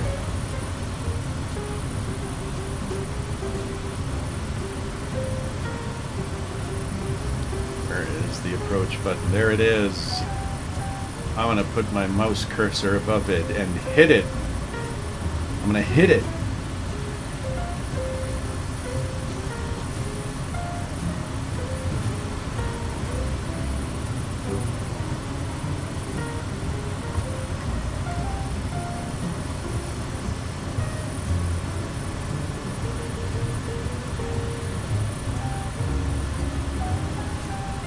Okay, it is turning towards Nimble, I guess.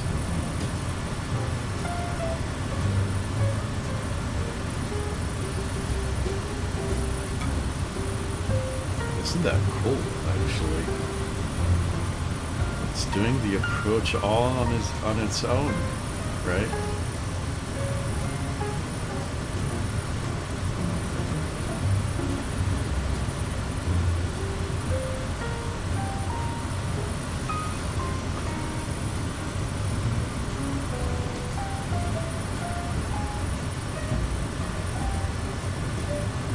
Awesome. Let's pull build that to like 1300 torques.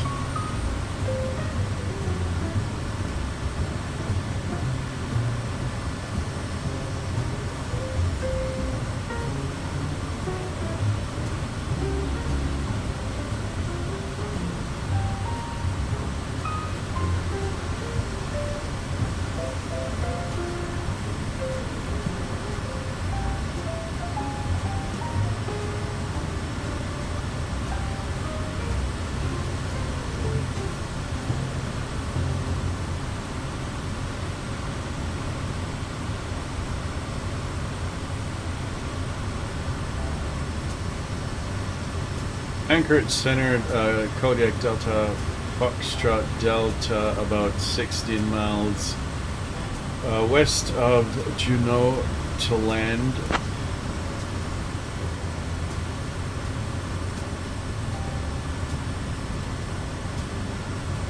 Kodiak Delta, Foxtrot Delta, contact Juneau Tower on 118.7 for landing instructions.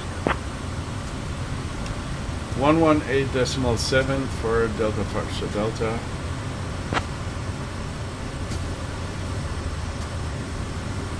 Juneau Tower, Kodiak Delta Foxtrot Delta, about 16 miles west of the airport with the intention to land.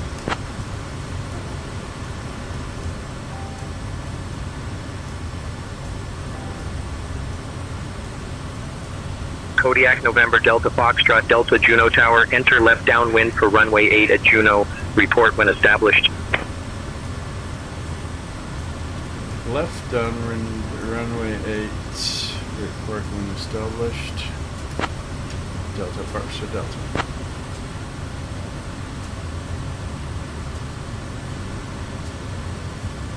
Kodiak, Delta, Foxtrot, Delta. Say again, please. Skyhawk 542 Alpha X-ray expedite, climb to 2,000 feet traffic on departure. Climbing to 2,000, expediting Skyhawk 542 Alpha X-ray. Over to departure, 78 Alpha Charlie. Alaska 64, contact departure. Okay, I'll try to do Over to that. departure, Alaska 64.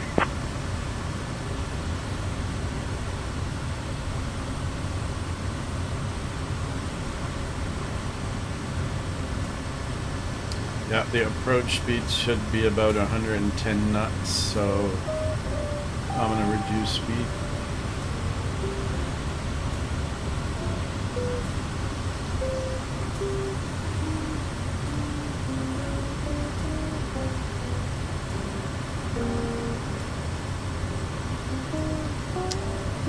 The G.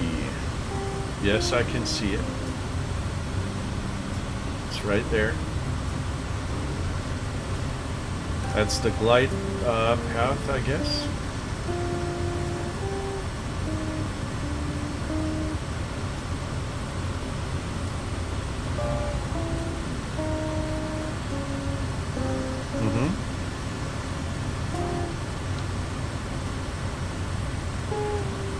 Okay.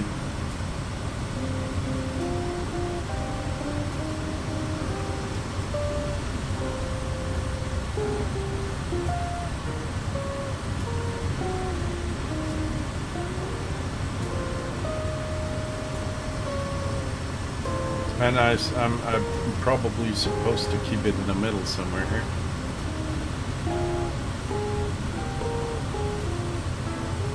Yep, I understand. No problem. I don't expect you to shout at me. Hello. I'm overtaking you. Maybe I should be reducing speed a little here. Hello.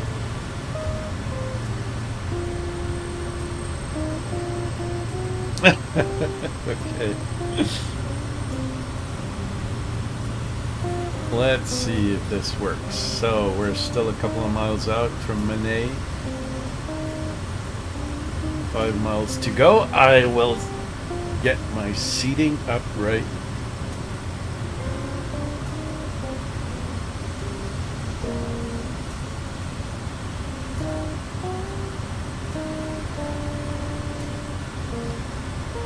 What is happening? Okay. Still 4 miles out.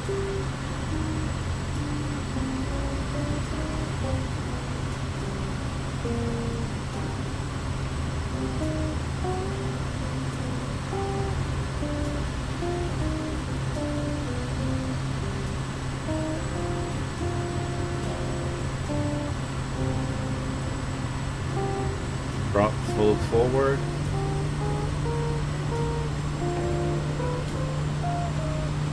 Yep, I am paying attention. You said about 1 to 2 miles.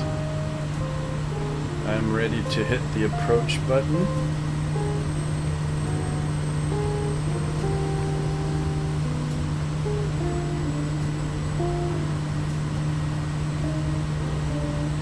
So there's the square.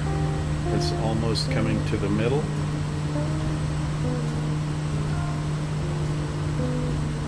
And you said when it's becoming magenta, then it's basically capturing the slope. Kilo Uniform 59, enter left downwind, expect landing clearance. I hit it. Entering left downwind, awaiting landing clearance, Mustang 9 Kilo Uniform 59. There we go. This thing is starting to nose down. And I'm reducing the speed to 110. I'm trying to keep the speed at about 110. And 1 flap, okay.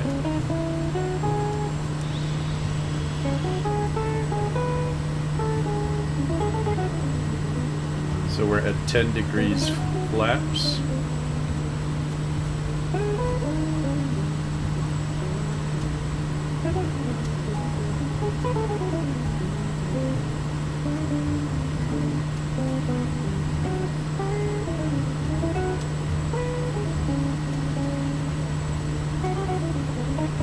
Okay, awesome. It does seem to work.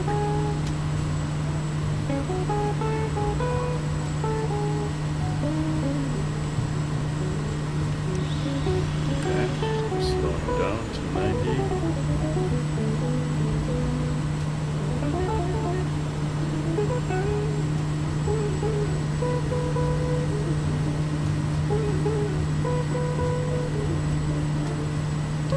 Will do. All aircraft information Kilo is now current. Altimeter 2951.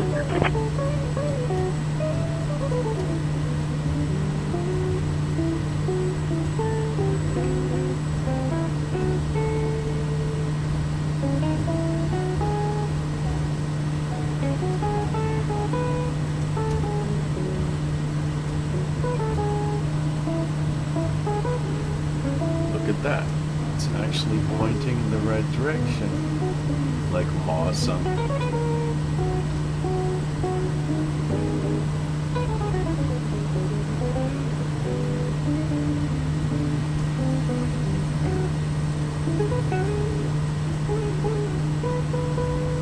What does Gump's check mean?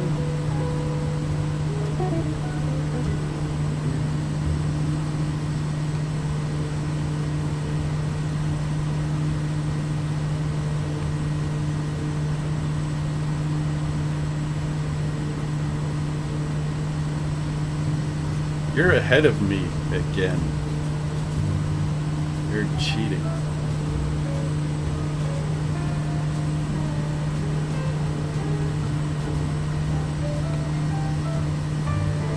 That's really cool. Thanks for showing me. It's awesome. I wouldn't say that this is marginal VFR. This is no VFR at all.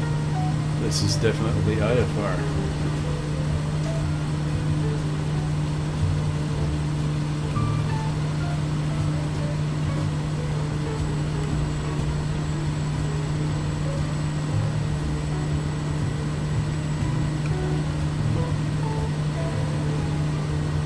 This plane does have the capacity to actually, I'm not sure if it works in this scenario here, but it does have auto throttle, so it would probably be possible to have it maintain the speed by itself. Oh, I see. Okay. Skyhawk 542 Alpha undercarriage X-ray, doesn't turn left, matter heading 'cause it's 090 fixed. vector for traffic. Gas is Left good to enough, I 090 guess. Skyhawk 542 Alpha X-ray. Is well done. It's bloody and well done. And prop and switches and seatbelt, I don't care because I'm. Well, I could, of course, lock the shoulder harness, but.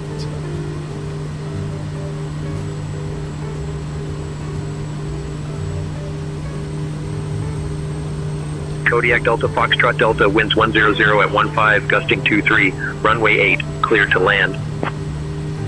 Clear to land, runway 08, Delta Foxtrot Delta.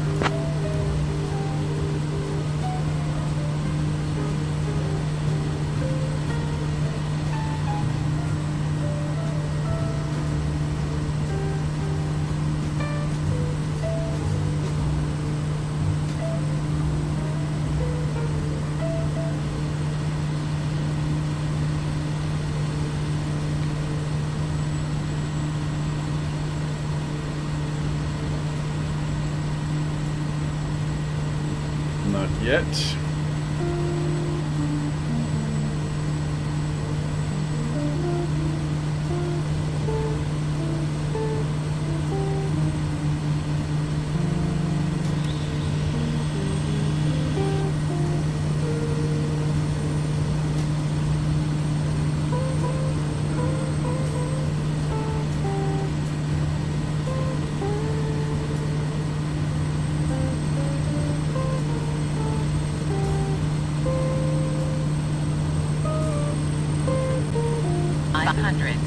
Not yet.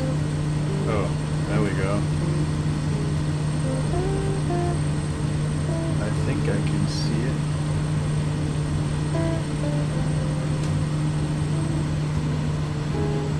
Where is it?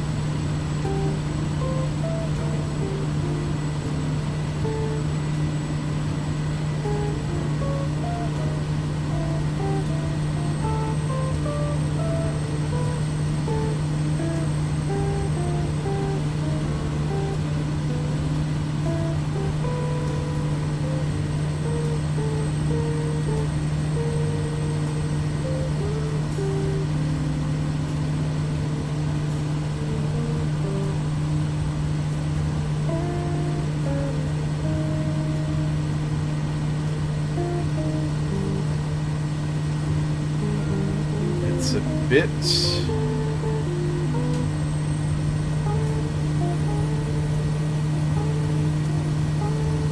It's actually a bit difficult to see, really.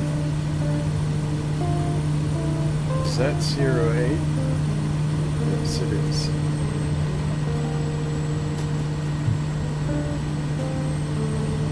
Holy Lord.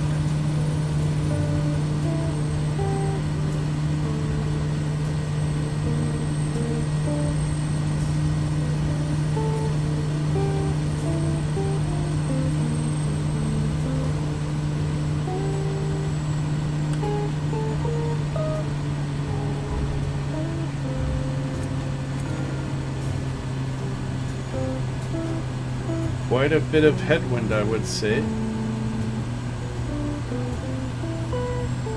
Well, thank you so much. That was awesome. Thanks for showing me how this works.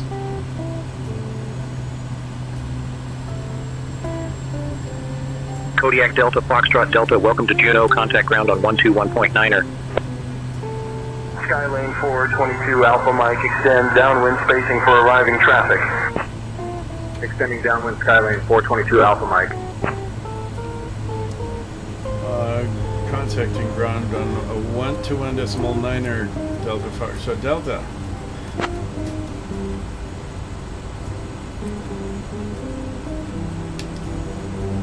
Juneau ground, Kodiak Delta Foxtrot Delta has left the runway, ready to taxi to parking, general aviation.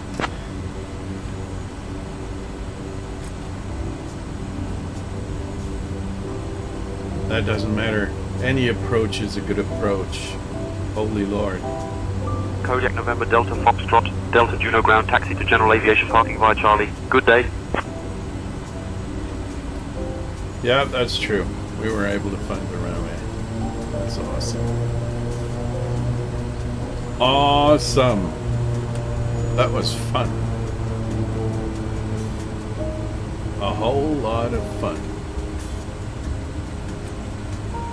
Cheating my way through these idiots here. You've got a Grand Caravan here right at your side.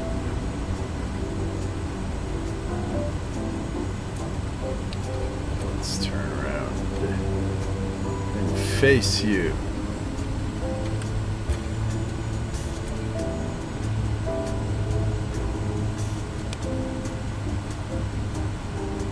Awesome.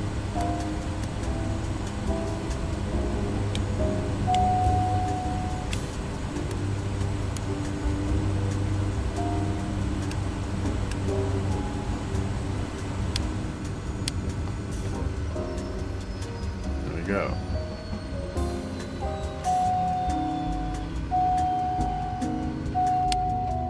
I'm not going to open the door. I'm going to stay in here until it stops raining.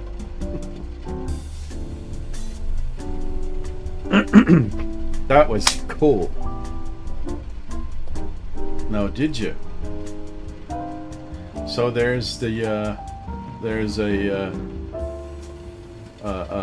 voice channel that I usually use for these kinds of events here, doing the safaris. Yep, excellent. That's exactly how it's supposed to work.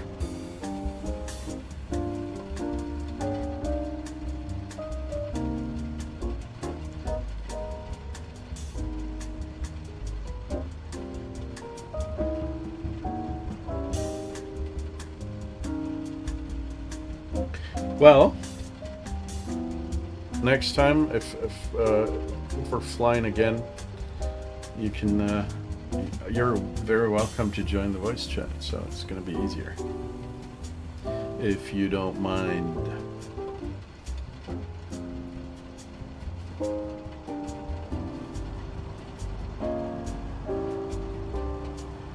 I'm going to teach you some German, so you can order a schnitzel, something like that. Do you happen to have, I mean, I know quite a couple of people in the United States, or a couple of parents, because I've been to the Bay Area a couple of times in my life, and on the East Coast as well. And I actually have family, distant family. Embraer 225, Echo Mike, follow the King Air, then hold short of runway 30. Who lives in El Paso, and these guys actually take German as a class in school. I wouldn't expect that, because German is such a niche language on this planet, but people are actually trying to learn German. I don't know why, because it's probably one of the worst languages on the planet. It's illogical. It doesn't sound nice like French or Italian. It's complicated, a lot more complicated than English. English is, I mean, it doesn't sound very nice, but it's easy to learn, and you're able to communicate all over the planet, except maybe Russia right now, but everywhere else people are speaking English, so that is the language that makes sense to learn, but not German. In Kentucky? You're kidding me. If I may ask, which town in Kentucky are you living in? Or city? Or village?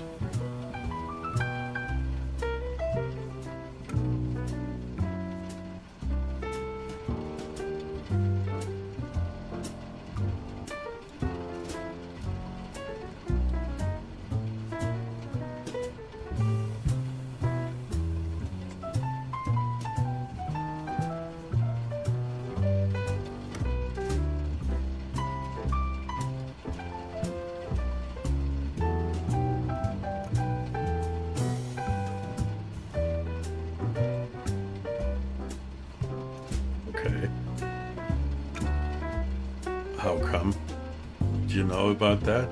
Is that some kind of historical reason?